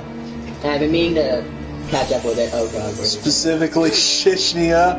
Maybe it's a Shishia. Shishia is my favorite character because it's always the morally gray one. Because you're a Shishia. Oh, is that the fucking gray-haired one? The blonde one, the shoulder length, the short one. Yes. Yes. Yeah, you said you're a simp for Shishia. We killed him. Is it he, she, they? What do I refer as? He. Okay. Wait, Shishia or my friend? Your friend. They're gender fluid. What pronouns, Lex? Their Twitch name is Pastel de Golf. You take care of them. I thought you were talking about Shishia, and I was like, I'm pretty sure Shishia goes by he. Yeah. Why, Sora? Just believe, and you can do it. They. Okay. Or any. Okay. Okay. But, like, I can't explain why Chichia is my favorite character other than if morally gray, why hot? Morally, my favorite way I've heard that explained is morally gray is evil but hot. Thanks, Peter. But that's don't Naragi, mention- who is You genuinely didn't think I'd leave you and Tink morally behind, did ya? fucked up. Yeah, But he's hot, so it's fine. both in an attractive and literal sense. Spoilers for Alice in Borderlands circa 2021. Oh, we learned how to fly, and it's just as bad as the swimming controls. So I'm going to barely use it unless I have to. God, well, maybe more, because these motherfuckers are... There we go. Alright, what we got? Well, aerial combo is faster than ground combo, so we might be fly combo. There's also, Those were words I used. there's also a rumor that I've heard that a member from a K-pop group I like, who's from Japan, is going to be in Season 2. And if that is true, I might actually stop. K-pop member from Japan, does that not make them J-pop instead of K-pop? Or are they based in Okay, K? time to explain the Are they- entirety of NCT lore. Are they It's gonna based take in 40 minutes. They're based in K, not J. Okay, let me. This requires me to explain the entirety of the NCT lore, which is going to take up some time, which is what you. Alright, go ahead. I've seen them talking for a little bit. Ah, jeez, okay. So, the group that he's in, NCT, their concept is like international and also limitless. So, I want you to take a quick gander at how many members there are in this group, technically. Just a quick guess. Is it a high or low number? It really depends on what you consider it. But it's in the double digits. Oh, shit. Okay. 17? No. What's the first digit? 2. 20s? Yes. 20 plus members in a group? Yes. 24? 23. Oh, shit. That's a lot of people in a group. Well, they're like in different subunits that are like their own groups, and one of them's rotational. Did you finish them off? It's really not as complicated as you think. That's what I say about Kingdom Hearts. It's not as The complicated. way you ramble about Kingdom Hearts, I could ramble about this group. Oh, boy. This specific unit that, but like, codfish?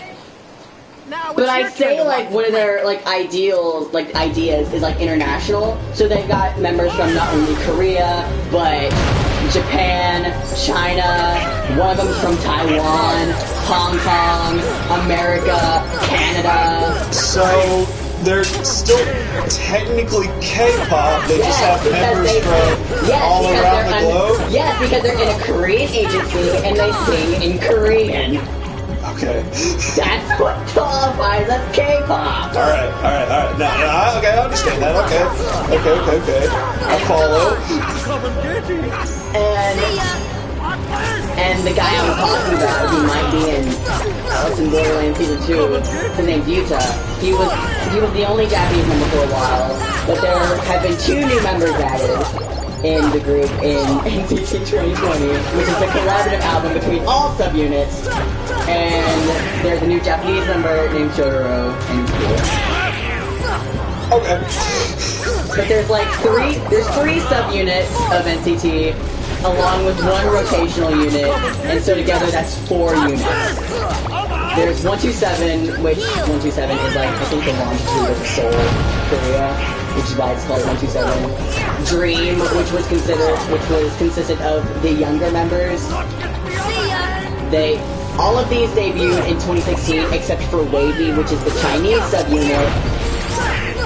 And then there's U, which is the rotational unit, which means there's no permanent members in U. There's different members for each U song, ranging from 1 member to a lot. Okay. And some members not each member is like specifically in one group.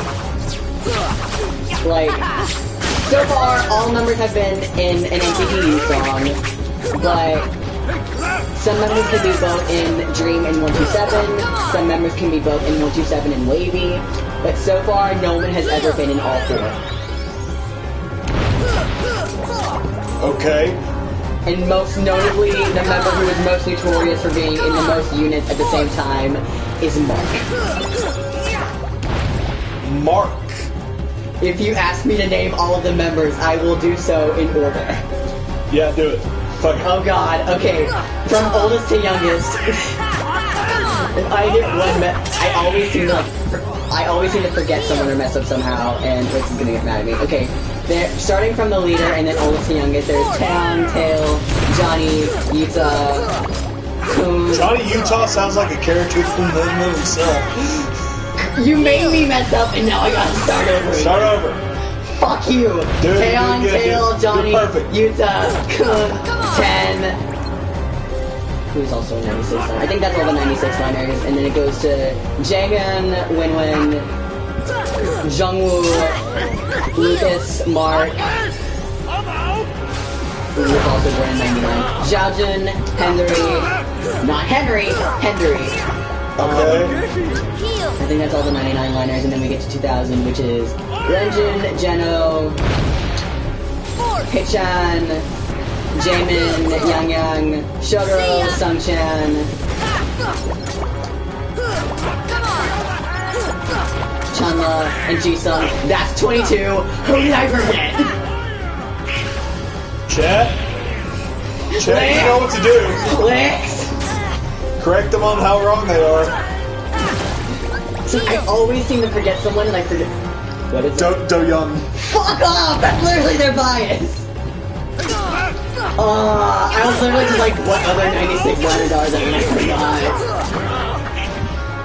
But there are certain members that are only in 127, there are certain members, okay, this is not counting you for a moment. There are certain members who are only in Wavy, there are certain members who are only in Dream, there are certain members who are only in 127, and all of them debuted in 2016 except for Wavy, who debuted in 2019.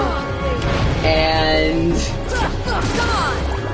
oh god, for a long time, they were all a fixed unit. Well, everyone was a fixed unit except for Dream, because Dream had something stupid, which was a graduation system. Wow, you got called an asshole for forgetting Do Young. I deserve it.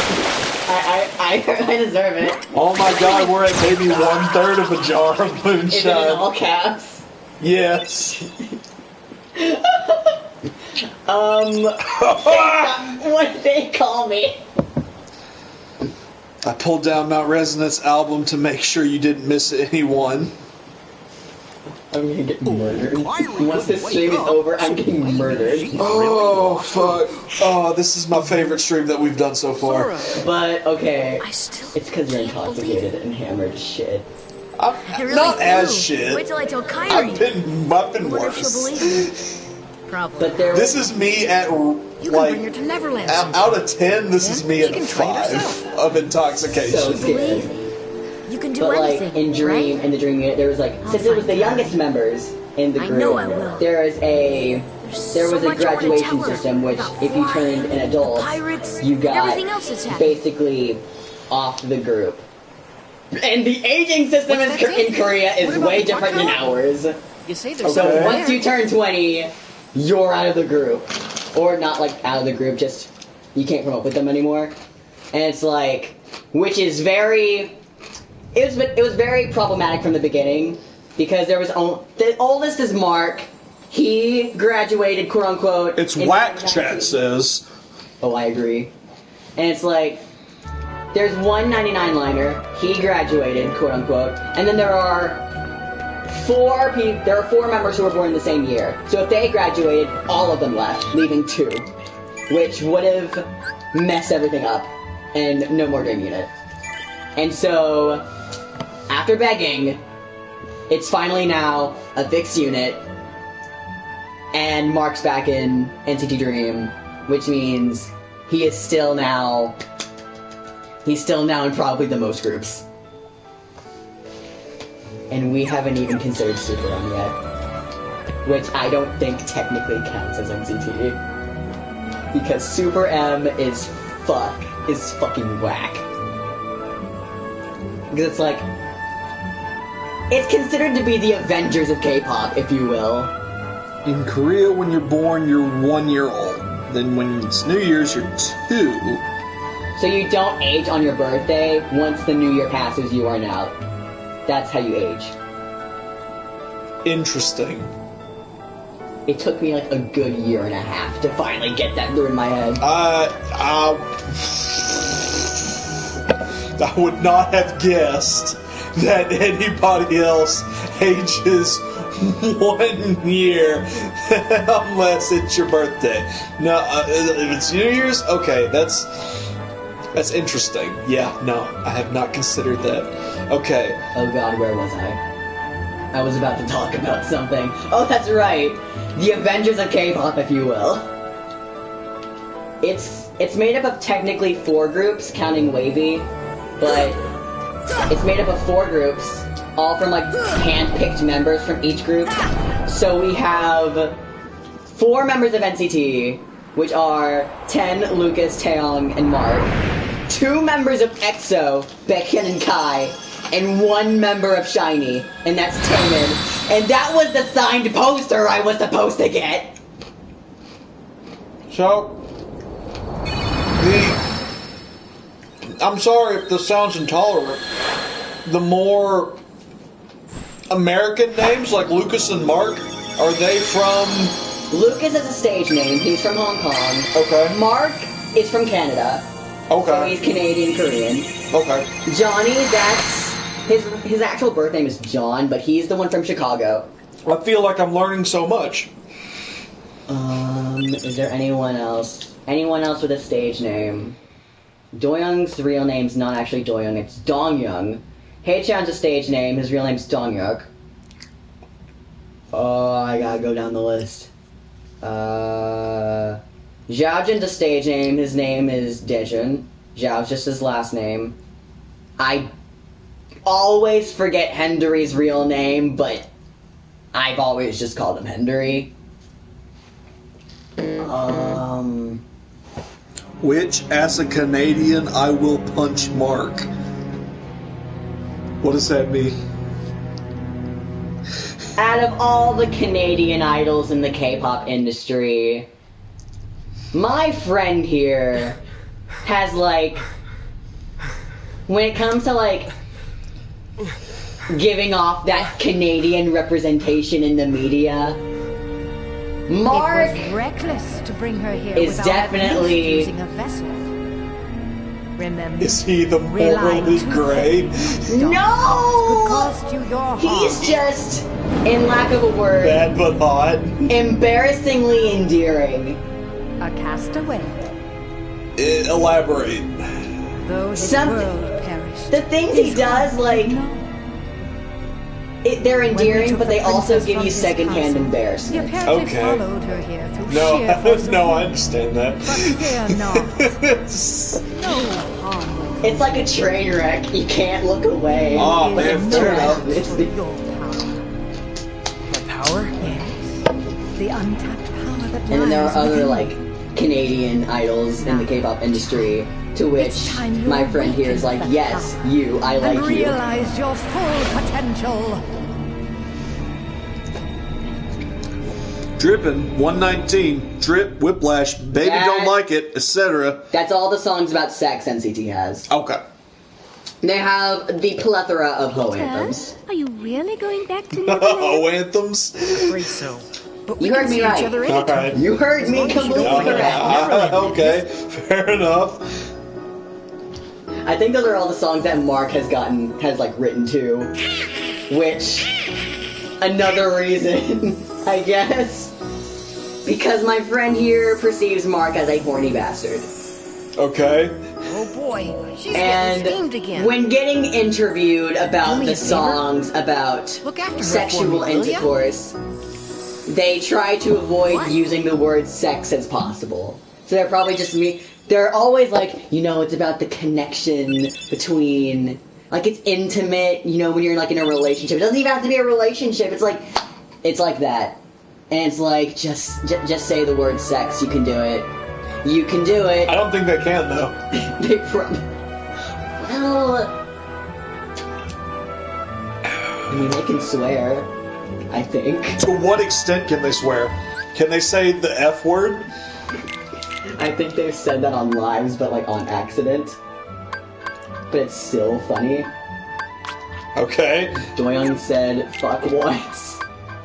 Taeyong said fuck once, and that was in a song demo.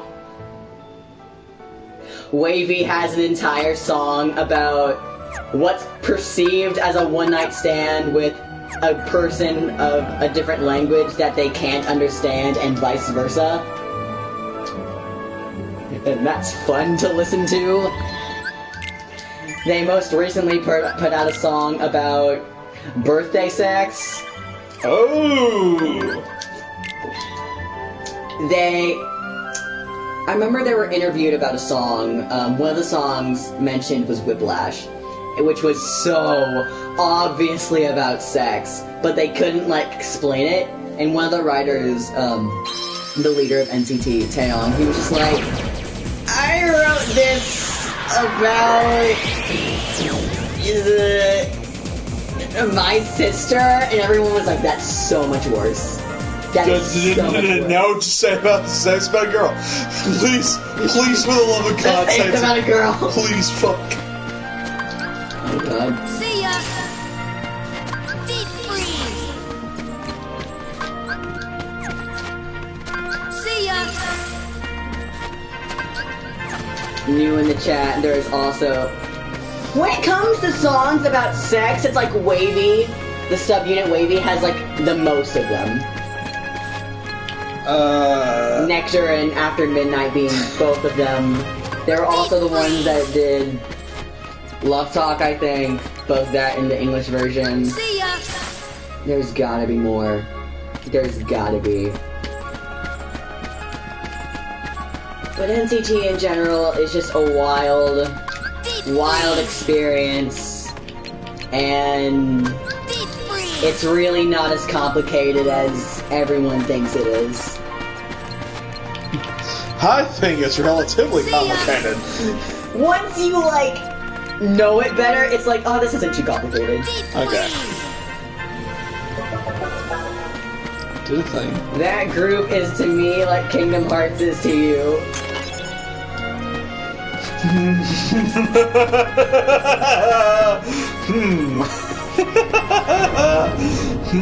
Like, I could ramble about it for like a good 3 hours. Okay. Pure, unadulterated brain rot. Yeah, okay. I understand what that is. Huh? The fuck was that wheeze? Well, I don't know if you know right now, but I'm quite intoxicated. Do you remember how full this was before the stream? I know there's no camera, but I'm gonna point to you about where I kind of remember it being, which is about there. I remember it being about 2/3 full, maybe 3/4 full. So when a drink came out of my nose. I remember it being about behind my eyes. 2/3 to 3/4 full before the stream. It is now 1/4 to 1/5 full. Some of the drink came out of my nose. That shit be empty. That shit be drunk. I am in pain. Let me reiterate. And you are like, look how much of this fucking moonshine I drank. Let me reiterate that hours. this is 83 proof moonshine. Let me remind you that I just had a carbonated drink get into my nose, behind my eyes. Don't whip in front of Kingdom Hearts. Woo! Let's go, baby. I am begging you to shut the fuck up. Woo, let's go, man.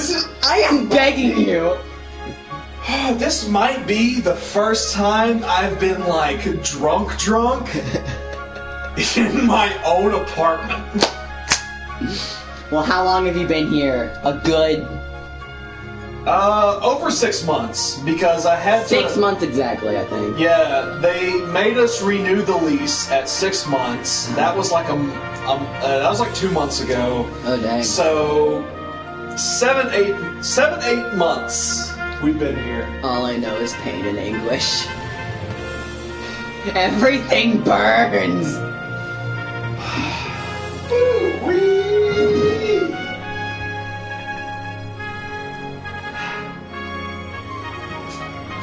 A new chat saying Cooper has lost it. What? Lost it's not the way I'd put it. You dropped it. It's nowhere to be found.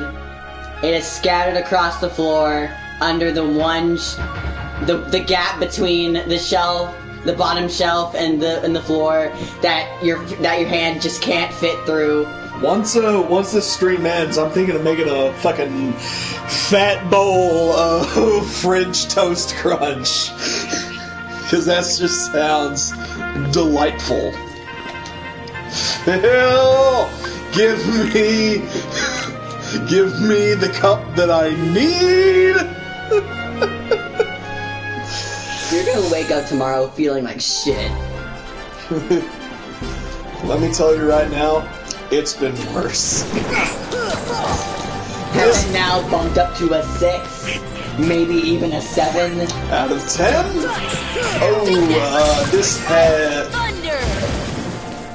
I'd consider this like a 7.5. When I have been at least a 12 out of 10. Rip future me? That's fair. That's probably very accurate. At least you've gained the concern of others. I will probably laugh at you. Granted,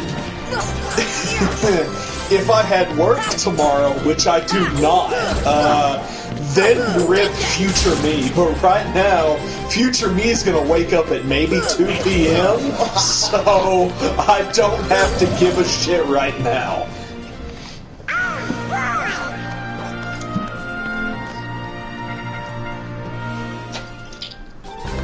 Let's just solidify that possible awfulness that I'm going to feel tomorrow.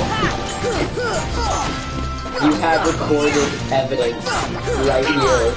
And I can't wait to go back and listen to it. And think, what the fuck is wrong with me? Because I like to go back and listen to the streams that I do, because just in case something has gone wrong. First and foremost, just in case I say something stupid, which is all the time. We're not. Come on. Maven will have NCT's discography to go through, by the way. Oh. I gotta talk about it? Talk about it. I'm talking about it. Sometimes what me and Lix do is that, like, we'll find a group, and it's like, we're gonna listen to their entire discography, starting from their first album to their newest album. Okay. And considering how big of a group NCT is, and considering how they've been around for almost 5 years now, that's a lot. It's like each subunit is like their own group. Oh yeah, the subunits. The many subunits. And we just got done with 127, which is, I think, their longest subunit. And we're about to go through Dream's entire unit, which they've been around for nearly 5 years, and they still don't have a full album. It's just EPs. Okay. And that saddens me greatly, because they are my favorite subunit. Because in the realm of K-pop, there is a term called a bias, which is basically your favorite member. I have 9 of those in all of NCT, but there is one of them who is my actual favorite out of all of Vic's favorites. And he is in Dream. And that's the best you can do? He is my favorite, and that is it. And Reload only has 5 tracks. I think all of their EPs have like 5 tracks, excluding the Chinese versions of songs, which is sometimes they do that. But I think they stopped around Vigo era. But they've only released EPs. Their first comeback and album being a single release. And they don't even have a full album yet, despite being the subunit in NCT that got them their first music show run. Their first, like their most, they sold the most albums pre-release, and they've just done so much for NCT as a whole, and they're so underappreciated, and it's a travesty. Anyways.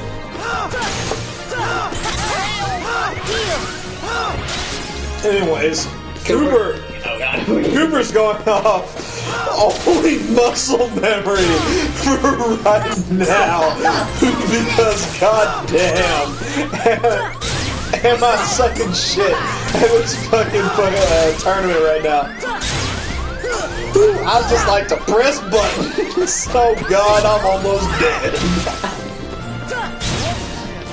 Goofy's dead. That means he took the hit for me. Well, not anymore. There are a couple of actual. So there are. I say a couple. There are probably more than a couple Final Fantasy movies that I actually kind of want to watch. I win. There are a couple of Final Fantasy movies that I actually need to watch. Even if they've been considered like really bad. Because I'm just like curious. Like Final Fantasy Advent Children. Or Final Fantasy Spirits Within. Which have been considered by critics as the worst piece of shit ever made ever. But I'm like, but maybe I want to watch it anyway. The closest I have seen to a Final Fantasy movie is someone played this, I think a version of Final Fantasy 14, but it was garbage.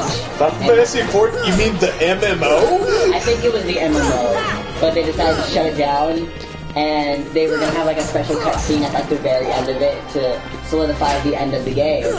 And everyone like logged in to see it. And once, you know, the timer went down, there was the cutscene, and it was animated actually really well. And it looked really pretty. Final Fantasy XIV, I've played it very little, but this is post what you're talking about. Because its story is actually very interesting. Final Fantasy XIV, it's an MMO. It started out as like a free multiplayer game, and it was apparently very bad. I think that's what I'm talking about. It was apparently very bad at its start. Yeah. So it just had a hard reset. I've never seen the hype in Final Fantasy. I like some of the Final Fantasy games. So I haven't played all of them, right? I've played 7. I've played 8. I don't like 8. I've only seen playthroughs of 6 and 7. I like 7 a lot. I think 7's pretty good. I've only played a little bit of 8. I didn't care for 8's gameplay. I'm excited to play 9 because I actually have 9 on the Switch. 10 is good. 10's a good game. 10-2 I haven't played. 11, I think, was online only, so I'm not about it. That one's very questionable. 12, I have, but I haven't played yet. I'm excited to play that. 13, 1 I've played, but there's 13-2 and 13-3, which I hear are trash garbage. But I'm also excited to play. 14 is the MMO. I've played a little bit of it. I've kind of liked it. I want to jump back in, considering most of it is free now. Most of it's like free to play. And 15, I actually very much enjoyed, despite it being as unfinished as it is. 16, ooh, that 16 trailer that appeared. That 16 trailer that came out when the PS5 was being announced. Oh my god, give me more 16 in my base. 16 looked good. And I heard the 16 fucking combat system is coming from the guy that made Devil May Cry. Holy shit, give me that fucking Final Fantasy 16, baby. Is this why you're trying so hard to get a PS5 through fast food coupons and receipts? So I failed through fast food coupons. I don't. I mean, Tell the truth. I did try to get a PS5 through like the Burger You King. were at a friend's house and you were like, "Did you get a receipt? Give me that receipt." Yeah. Burger King was doing like a fucking thing, it's like win a PS5, but it's like I didn't win that. So like now the real winning is actually getting a fucking PS5 because they're hard as shit to get right now. They're hard as fuck to find, and I really want to play the Demon Souls remake, Miles Morales, the Spider-Man game, I heard that was good. and Assassin's Creed Valhalla. Those are my big three right now. Assassin's Creed Vikings, yes, Assassin's Creed Valhalla. So those are the big three that I haven't kept really... up. I haven't kept up with Assassin's Creed since like the Tobuscus era of YouTube, man. I have not. Holy shit, that's like 2012. I really like Assassin's Creed. It's, boy, is it different than what it was. I remember being a kid and you were playing one of the games, and I walked in and you were like, "Hey, you want to move around?" And I tried to like move around, and I was like, "This is boring." It's like, why do you play this? That's very fair. Come on! So the final boss of this cup is Hercules himself, and he's piss easy.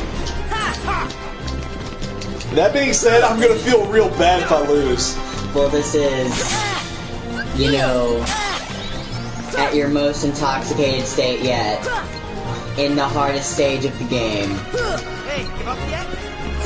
against ancient Greece's strongest hero, Hercules himself. Very If you true. lose, I'm going to laugh. I don't think I'm going to... He's got a very predictable moveset. When he's glowing, you can't hit him. He's invincible. So you gotta pick up a barrel and throw it at him. That's the strat. At least it's easy for kids. At least they remember it's a kid's game. Because remember that Kingdom Hearts is a kid's game. You don't have to remind me. I think it's hard sometimes.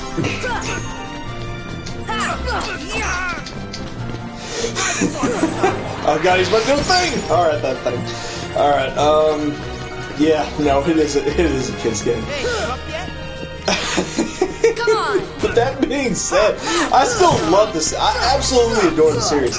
Like, there are so many series that I am excited to play on stream because right now I'm just using the PS4 streaming built-in sort of deal, and I explained this at the beginning. I'm pretty sure.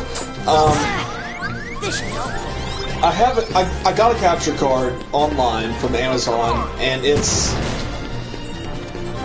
pretty fucking complex.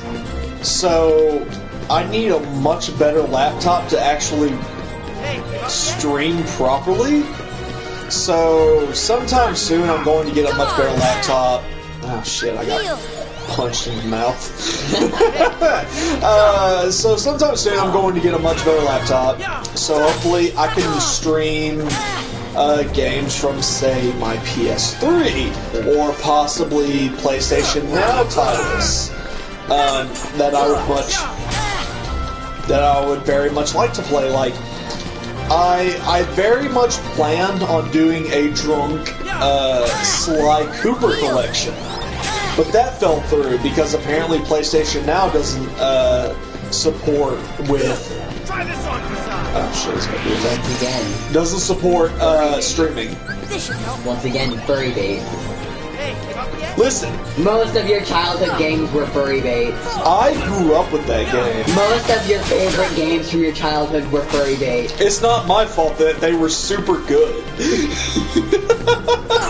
Look, it is not my fault that they were as good as they were. Because Sly Cooper's a fucking awesome game. It is great. even the fourth one that wasn't made by Sucker Punch is actually pretty good. Yeah, that's not So kind fun. of disappointed that the movies that they were supposed to make out of Club Bears. Bro, man, I'm so fucked up that like the movie that they announced is super fell through. Because I was super excited about that. That was actually my first like video game that I owned. Was Sly Cooper and Try this on for size. oh god, you're about to do another thing. Was Sly Cooper and it was like a Cubix? I don't remember the exact Try this on for size. Fuck off, asshole. Hercules. It was it Cubix? It was like Say that again. Cubert? Not Cubert, no. No, not the orange dude. I swear to God, Hercules. I swear to God. Oh my God. Heal. I know I'm not too drunk to beat this asshole. This asshole's fucking easy. Easy peasy lemon squeezy. So I'm just gonna carry this barrel over to him. Alright, there we go. Bitch! Holy shit, I had one hit left on him. If I would have lost, I probably would have chugged that whole fucking rest of the moonshine. No, but like, yeah, Sly Cooper was probably... I'm not gonna say probably because it was one of my first PS2 games, and the PS2 was the first console I ever owned. Wow. Granted, so when I went to go pick out a couple of games for it, Sly Cooper stood out because Now I finally know what you Cooper's mean about my name. You know, comes from Donald. it's what I go by. Come again? Yeah, because it's not your actual name. If we it's stick your together, name, but it's we're not your name. unbeatable. It's not my first name, no. My first name is Julian, which I've never actually With these cared guys for. beside me, I'm ready for it. Exactly. I think it's fine But that's not now that I'm exactly like of course. Your friends now that give I'm you 24. strength. Isn't that right? Things of not caring for their The three of you birth together names by make great first names. Sure. And as a team, I'm sure you can I overcome. mean, now that I've never cared for my birth name, which is Julian. I've never cared for it. I've always liked Cooper, which is my middle name. So when I saw Sly Cooper, I'm like, hey, that's my name. I want to get it. So I played it, loved it throughout the series. Shit, even when the fourth one came out that wasn't by the original company Sucker Punch, I played it. That was like 7 years ago. It came out for last gen. I still enjoyed it. I thought it was fine. I thought it was great. And I still want to follow it in case they make any more for it. I thought it was great. But since that's only for PS3 and PlayStation Now, and I can't stream PlayStation Now through the integrated stream system, that's kind of what I wanted the capture card for. Alright. And I had a fucking drinking game in mind for the Sly Cooper series, which I very much planned on doing.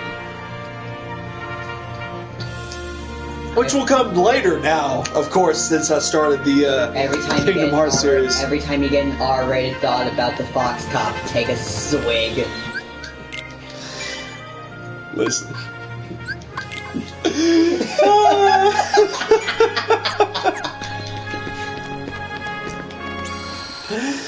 Every time you get a furry-oriented thought, take a swig. Yes, absolutely. Boy, are there many swigs entailed. It's... Fuck. Alright, so... I said there were 3 tournaments associated with the Olympus Cup that were actually story-related. We just got done with the 3rd one. There's 1 more that we need to do before we hit that finale. And we're going to do that when the time comes. But we just got what we needed. The Yellow Trinity to seal the Olympus Cup keyhole. the Hercules World Keyhole. And sequentially, I'm pretty sure that's not the word that I need to use for that. We got El Chocobo was part of what we wanted.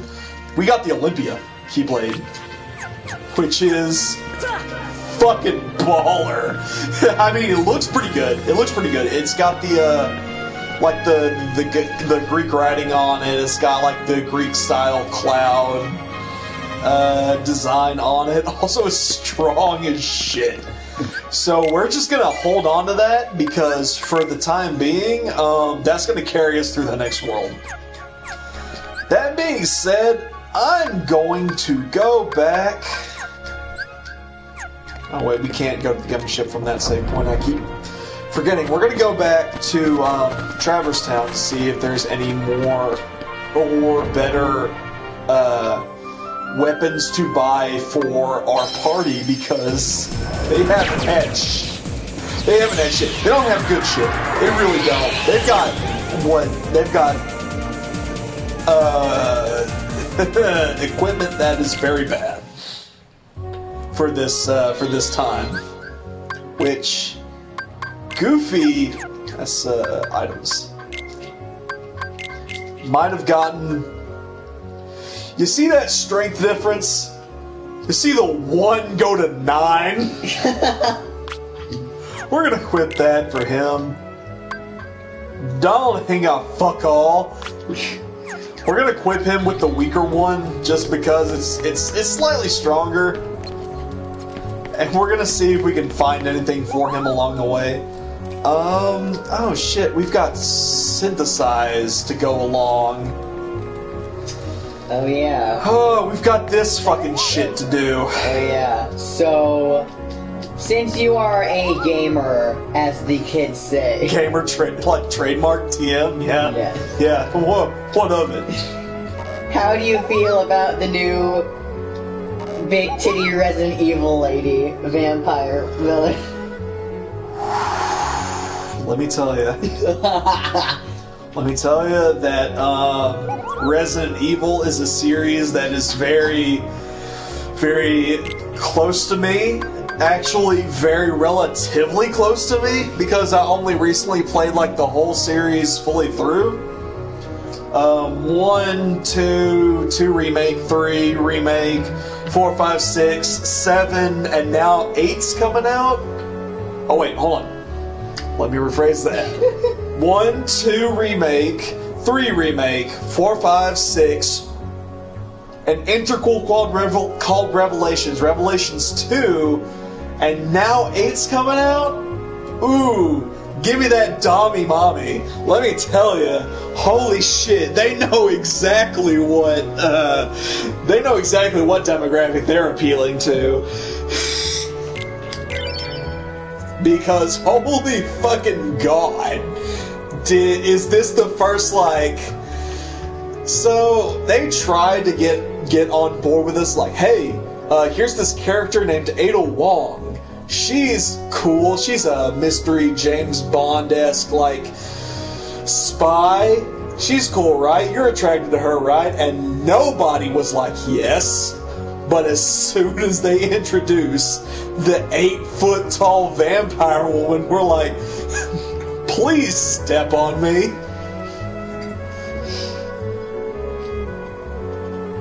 I remember the days when you weren't so caught up on Twitter lingo. I've missed those days. What quickly. days? I remember when I was making you watch all of Fullmetal Alchemist Brotherhood, and you mentioned a character, and I was like, God, I want them to step on me, and you were like, I am concerned. Well, now that I am officially inebriated, everything that comes out will come out. Take me back to the days. Did he just use step on me? Boy, did I. And there will never be anything to take that back. You're telling me the Resident Evil 8 9-foot-tall vampire woman if I cannot ask her to step on me, I don't know. What's the point of living? That's what I say. If there isn't a dating spin-off, a dating sim spin-off of Resident Evil 8 where you cannot woo over the 8-foot-tall vampire woman. God, I pray for Logan every day. Boy, she knows. She is fully aware. And she is as put up with my shit as I'm sure everyone else is. Sure, the Resident Evil lady is 8 foot tall, has big titties, and is a vampire. But will she ever get you socks with her face on them? Oh man, what a great point you raise. What a good point you raise, and she probably won't. No, she'll kill you at first glance. And I can't wait till she does so. Please shut up. Oh, I'm so happy that I jumped on the Resident Evil bandwagon. It wasn't really even a bandwagon. I just really wanted to be into the series as soon as 7 came out, because that's really when I jumped headlong into the series, is when 7 came out, and I loved every single one that I've played since then.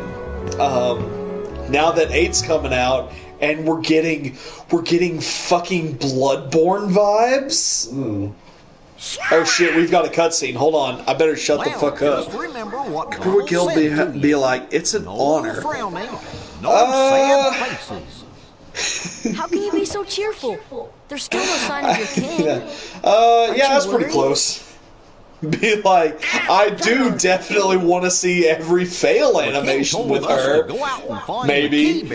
And we found you, so hey, you could pour soup into my lap and I would apologize to you. Is that a John Mulaney joke? Believe in yourself, that's all. Yeah. I got one for every situation. There's a John Mulaney joke for everything. Or in Step on me and I'd apologize. John Mulaney in 2020 is what Supernatural was in 2014. Have you ever heard the term, there is a supernatural gift for every situation? Oh god, I refuse to watch Supernatural. I made it 5 seasons in and I was like, no. And there's what, 15 now? Yeah. And at least it's over. It's over. I would love to know how it ends now. I don't give a shit if I'm spoiled. I would love to know, because I have no intention of watching. The gay character got thrown into turbo hell for being gay and confessing his love, but you know what made it into heaven? Dean Winchester's car. Wait, hold on. The car made it into heaven, but the main character didn't? No, Dean Winchester has died 1,000 times. It's like death in Supernatural means as much as death in Kingdom Hearts? Yes. Okay. Dean has died a lot of times. He has gotten to hell. He has been pulled out of hell. But what finally is the final nail on the coffin is a nail and possibly tetanus. He gets impaled, and that's how he dies. Not by some epic battle, not by some epic climax. He gets impaled by a nail. I love 20s. I love the last comment on my list, which is Supernatural is fucking dumb. Yeah. I have watched maybe at most 4 episodes of Supernatural. Because do you remember Madison? Maddie, Yeah. she made me watch a little bit of Supernatural, and I remember just looking at this like, this isn't as cool as people make it out to be. She made me watch like a couple episodes of it, and I'm just thinking like, nah, worth 8 seasons? Probably not. And that was like 4 years ago. So, story happened. Kingdom Hearts story happened. Don't worry about it. Literally, he's setting us up. Sid is setting us up for the penultimate world. Riverdale's stupid vampire diaries can burn. Twilight can be destroyed. Bro, Don't. Talk to me about Riverdale, please. Because all I hear about Riverdale is how fucking stupid it is. Riverdale is murder, edgy, hot topic Archie comics.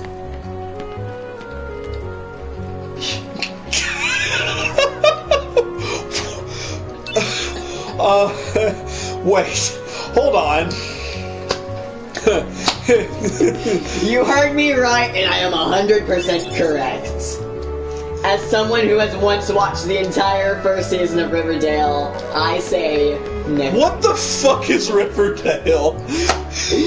No, Murder! One more time. Riverdale is murder, edgy, hot topic, Archie comics. I know it's Archie comics. I know it's Archie comics. That's the one thing I know about it. There's murder. It's a CW show. Right. That should give you enough. Since Supernatural was also on the CW. Man, CW is it's as much of a laughing stock as TLC.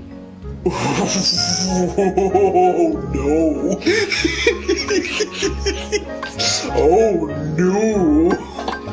That's not what I want. That's the worst it could be. Everything that comes out of the CW is a joke. Awesome. Thank fuck.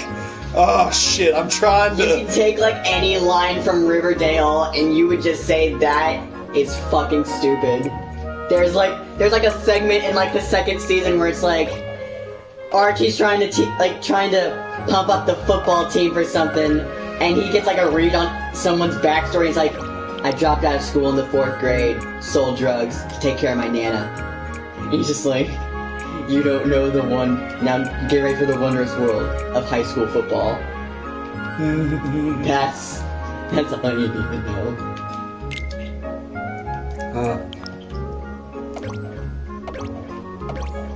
I just discovered I can equip more bullshit to my ship.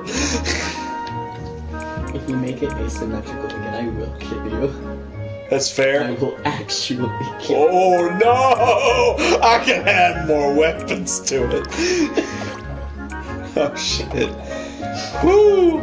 Sober you is gonna look back on this ship and think, what was I thinking?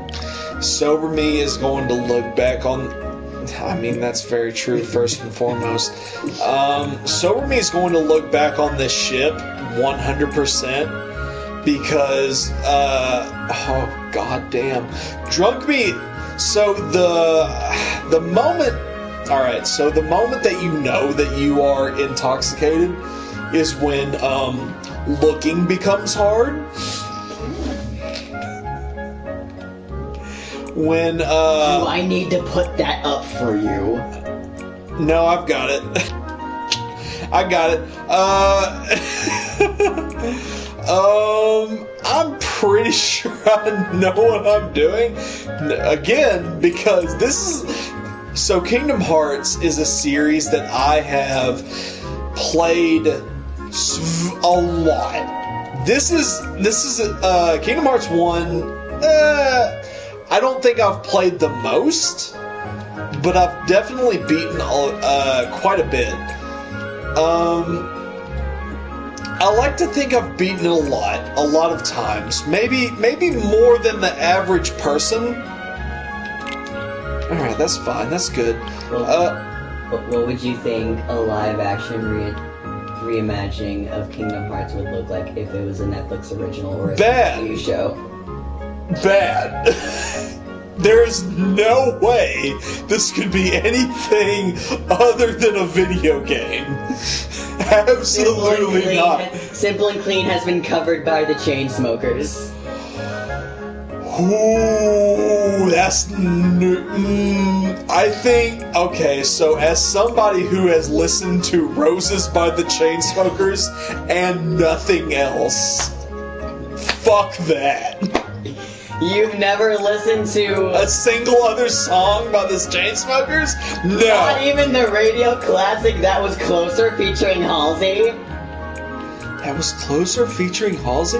What the fuck is Closer featuring Halsey? Are you talking? Is that a fucking is that a Nine Inch Nails cover? Is that song? The Closer by Nine Inch Nails? You're not you're not saying no. No, I'm contemplating whether I should take that away from you. Oh my god, no, tell me. Tell me what the fuck it is. It's a song!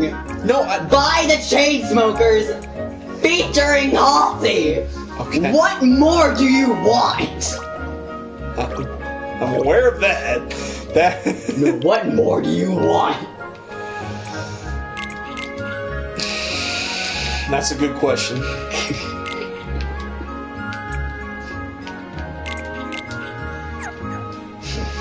We did it. We made our shit better. I'm gonna fucking kill you. We outskis. What? We outskis.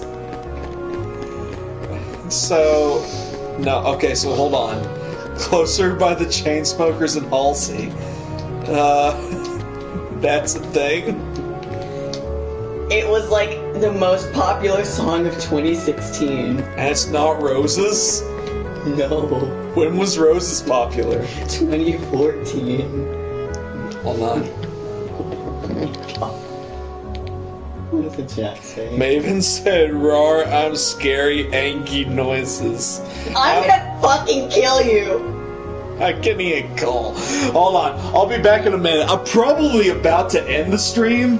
I'm getting a call. This time I'm gonna try to make it not be on stream. Oh, I missed it. I'm gonna call him back.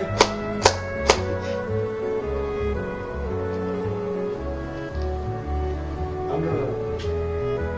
Hey! What's up?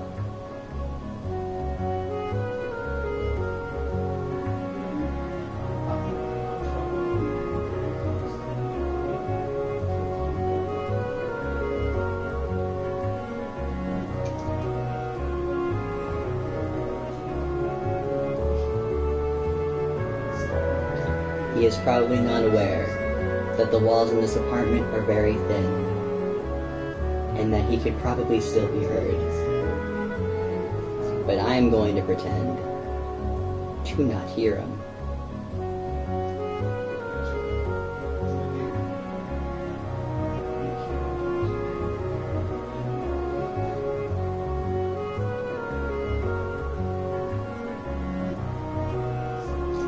Fun times here at the Twitch streaming of Tranquil Lumberjack.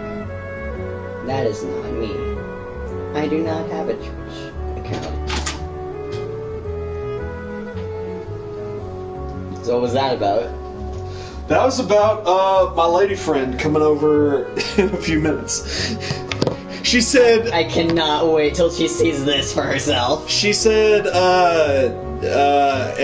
do I need to catch up? And I said, I don't think you can. I'm not sure you're able to, because what we're about to be is the end. Not quite the end. It's going to be more like we've got a world, and then another world, and then the end of the game. The finale. Yes. So probably like one more stream will cover the entire thing. I think we could end it here. I don't know how long we've been going. Probably like 3 hours.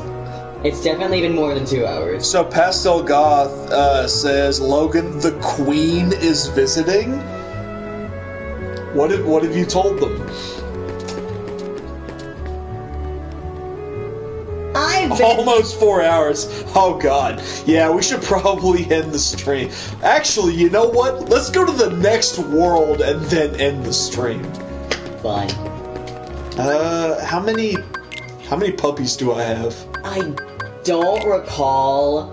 42? I don't know how much they know of you and Logan. But I do remember there was a time I was on call with them. And it was like the first time they have heard you and Logan because you both came home from Kroger. And you two left immediately after that. And they were incredibly silent. And I was like, how much of that did you hear? And since that day on, they had thought that Logan was the funniest person to ever exist. Oh no. Logan... They were also the person I was on call with when we were watching the 6th Saw movie. Okay, so Logan has been my... So Logan's... if we're gonna make this clear, Logan's been my girlfriend since...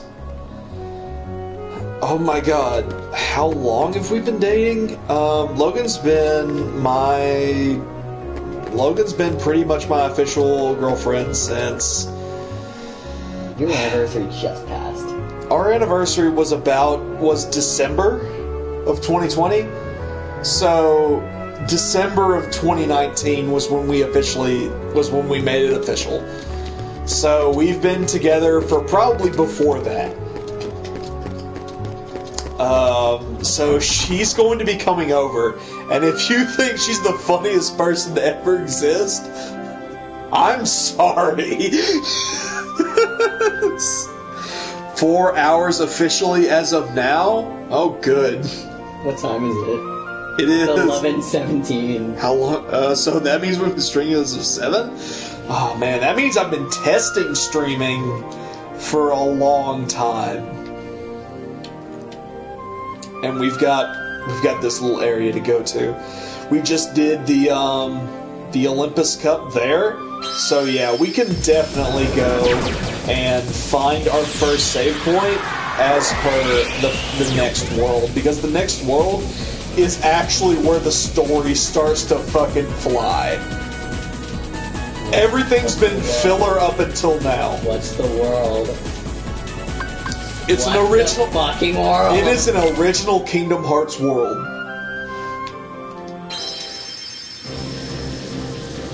And if I die, I'm gonna make it clear right now, if I die during this gummy shit mission, I'm going to drink and I'm going to end the stream. Because I'm not going to front, I'm quite drunk. Are you on an 8? Maybe an 8.5? I'm gonna say I'm about 8.75. Jesus Christ.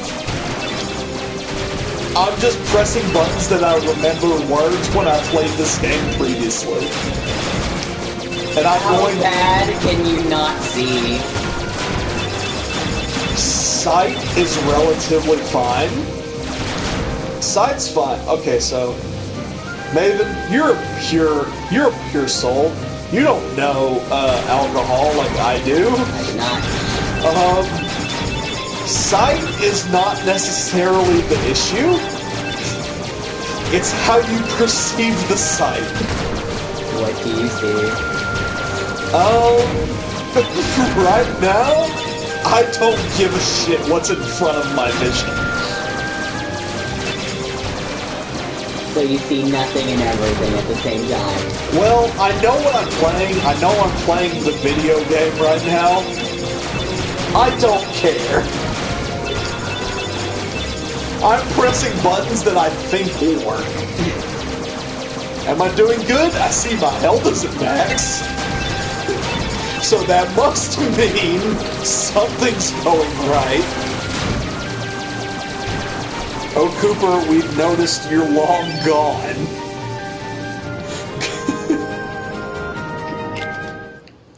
Yeah, man. This moonshine's almost gone. I had all... You have drunken like a 3/4 of it. There's like a quarter of it left. The next save point that we find, I'm going to end the stream, which I think is about right here. So this world is called Hollow Bastion. Dang, I wonder what's in it. Probably hollows. I keep calling them... I meant heartless. Are there... Forget everything I have just said. It was just me being dumb and forgetting a lot of things. I never said anything. Okay. For the past 15 seconds, it's been nothing but silence. It's okay, because the official... You're drunk, you won't remember this. The official story does start here. We have played nothing but filler for maybe the past 8 hours. I'm saving the game right here. We've hit Hollow Bastion. If we've been streaming for almost 4 hours, thank fucking God. That means I've actually accomplished something besides fucking around with the goddamn capture card that does not work well with my laptop. I'm going to get a new laptop at some point. I'm gonna say I'm going to get a new laptop maybe in the next week or so. And I'd like to actually stream from that capture card in the time being. That being said, if it still doesn't work, that's fine, because I'm pretty sure the next 3 Kingdom Hearts games are all fine for PlayStation streaming. So I'm just going to assume that it's okay. 4 hours, 5 minutes. That's fine. I'd say that's a pretty good stream, considering that the last stream was also 4 hours, and I didn't even get drunk that stream. This time, however... You have gone... You're shit-faced. No. You don't know me shit-faced. And I don't care to know, if I'm being honest. Me shit-faced is very, and I know I talk louder when I drink. I perceive you as the kind of person who would find everything and anything funny. Yeah, that's fair. That's pretty true. I'm not gonna front. The drunker I get, the louder I get, and the more shit I talk about that I know that no one cares about. Valid. About to be 4 hours and 7 minutes. Yeah, the stream's ending here. But this was a great stream.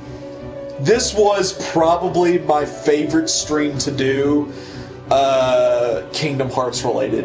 Because even at the beginning, when Atlantica did not matter, we were talking about bullshit that was fun. Yeah. And even that, we were talking about... how everyone hates the Scarlet Letter. Well, that, yes, very true. How everyone hates the Scarlet Letter and just literature in general. Yeah. That was fun. I enjoy talking about stuff like that, shared experiences, because often I forget that you and I have now officially gone to the same school and had probably similar experiences. You know? Because it's weird thinking about that. It's very strange thinking about something like that. But, you know, that being said, thank you. Thank you to you who have joined in. Thank you, Maven. Yeah. Because the next stream might very well be finishing the game story. The next stream is you downing the rest of the moonshine. Maybe. The next stream might be down at me finishing the rest of the moonshine. The next stream might be finishing the game. Which, granted, as much as you drank tonight, it won't, like, you in the next stream won't be as bad as you are now. No. Yeah, there's not a whole lot of moonshine left.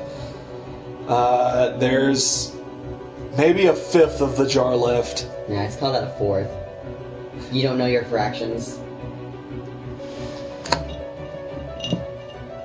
Okay, sure.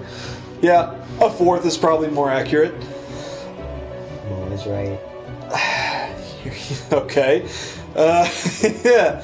But I think this is a pretty good place to stop, considering this is where, like, shit actually starts to get real. Where stuff actually starts making sense. I'm not going to say that. Okay, yeah, fair. Where stuff actually matters. Story starts happening around this world. I might finish it next stream. Probably going to finish it next stream, which is going to put our time at about 15 to 16 hours. Shit, that's fast. That's fast considering. But after that, I'm probably going to grind a little bit, get to a high enough level so we can do like the secret bosses and shit, all like the extra stuff that is actually story important to like the next couple of games. But I say we finish the main story next stream, and then the stream after that we do all the extra shit, and then we move on to Chain of Memories, which I'm actually excited to do because I'm very bad at it. I fucking hate the gameplay to Chain of Memories. And you're gonna play it at the most difficult setting. Yes. While intoxicated. Yes. That's gonna be so much fun. Oh, absolutely. Not only that, the story gets stupid then. Good. We get introduced to the Akatsuki equivalent to Kingdom Hearts. Good. To the group. So I've always liked the evil villain group. You know what I mean? The faction that is. Just go ahead and say the group name. Just go ahead and spoil it. This game's been out for how many years? The Organization 13. Yep. I have always liked shit that is equivalent to that. I've always liked the villain group. That has always been something that I've always loved. Just a goal to work towards to kill every single one of them. Ever since, Naruto, the Akatsuki, I loved every single one of them. They've always been an organized group, and I've always loved how they've all been different. The Organization 13 is the same. But, we'll get to that next game. Maybe the extra portion post game to this game. It'll always, it'll always be easier to explain when I get there. And when you are sober. Maybe. Thank you to everyone who joined. Thank you, Maven. You made this a very good stream. This has been a fun. This has basically been a podcast. It would be fun to do an actual podcast. I've thought about that. I've thought about doing a podcast with one of my friends because, I've talked to somebody on length about just bullshit, honestly. Mm-hmm. But yeah, this has basically been a podcast, and I've very much enjoyed it. But it's time to end it because this is a good place to end it. And when we pick back up, I very much plan on finishing the story of the game. And the moonshine. Yes. Maybe finishing the moonshine is a goal in and of itself too. I'd subscribe to that podcast. Thank you. Because I like to think that I'm dumb as shit and don't know what I'm talking about 99% of the time. Unless we put it on Spotify. I would have to figure out how to do that. I would have to actually like try and figure out how we would put it on Spotify. Alright. But yeah, that's the end of this Kingdom Hearts stream. I'm sad that I couldn't get the capture card to work, but like I said at the very beginning, it gives me an excuse to go and get a new laptop, which I've been meaning to do for a while, because that laptop's old as shit. It's 6 years old. And transferring to Twitch via the capture card did not work at all. I tried. It didn't work. I'm pretty sure you're stalling at this point. I am. So we might as well end it here. Thank you to everybody who joined. This was a great stream. Can't wait to see you next time. So long, farewell, auf Wiedersehen, goodbye.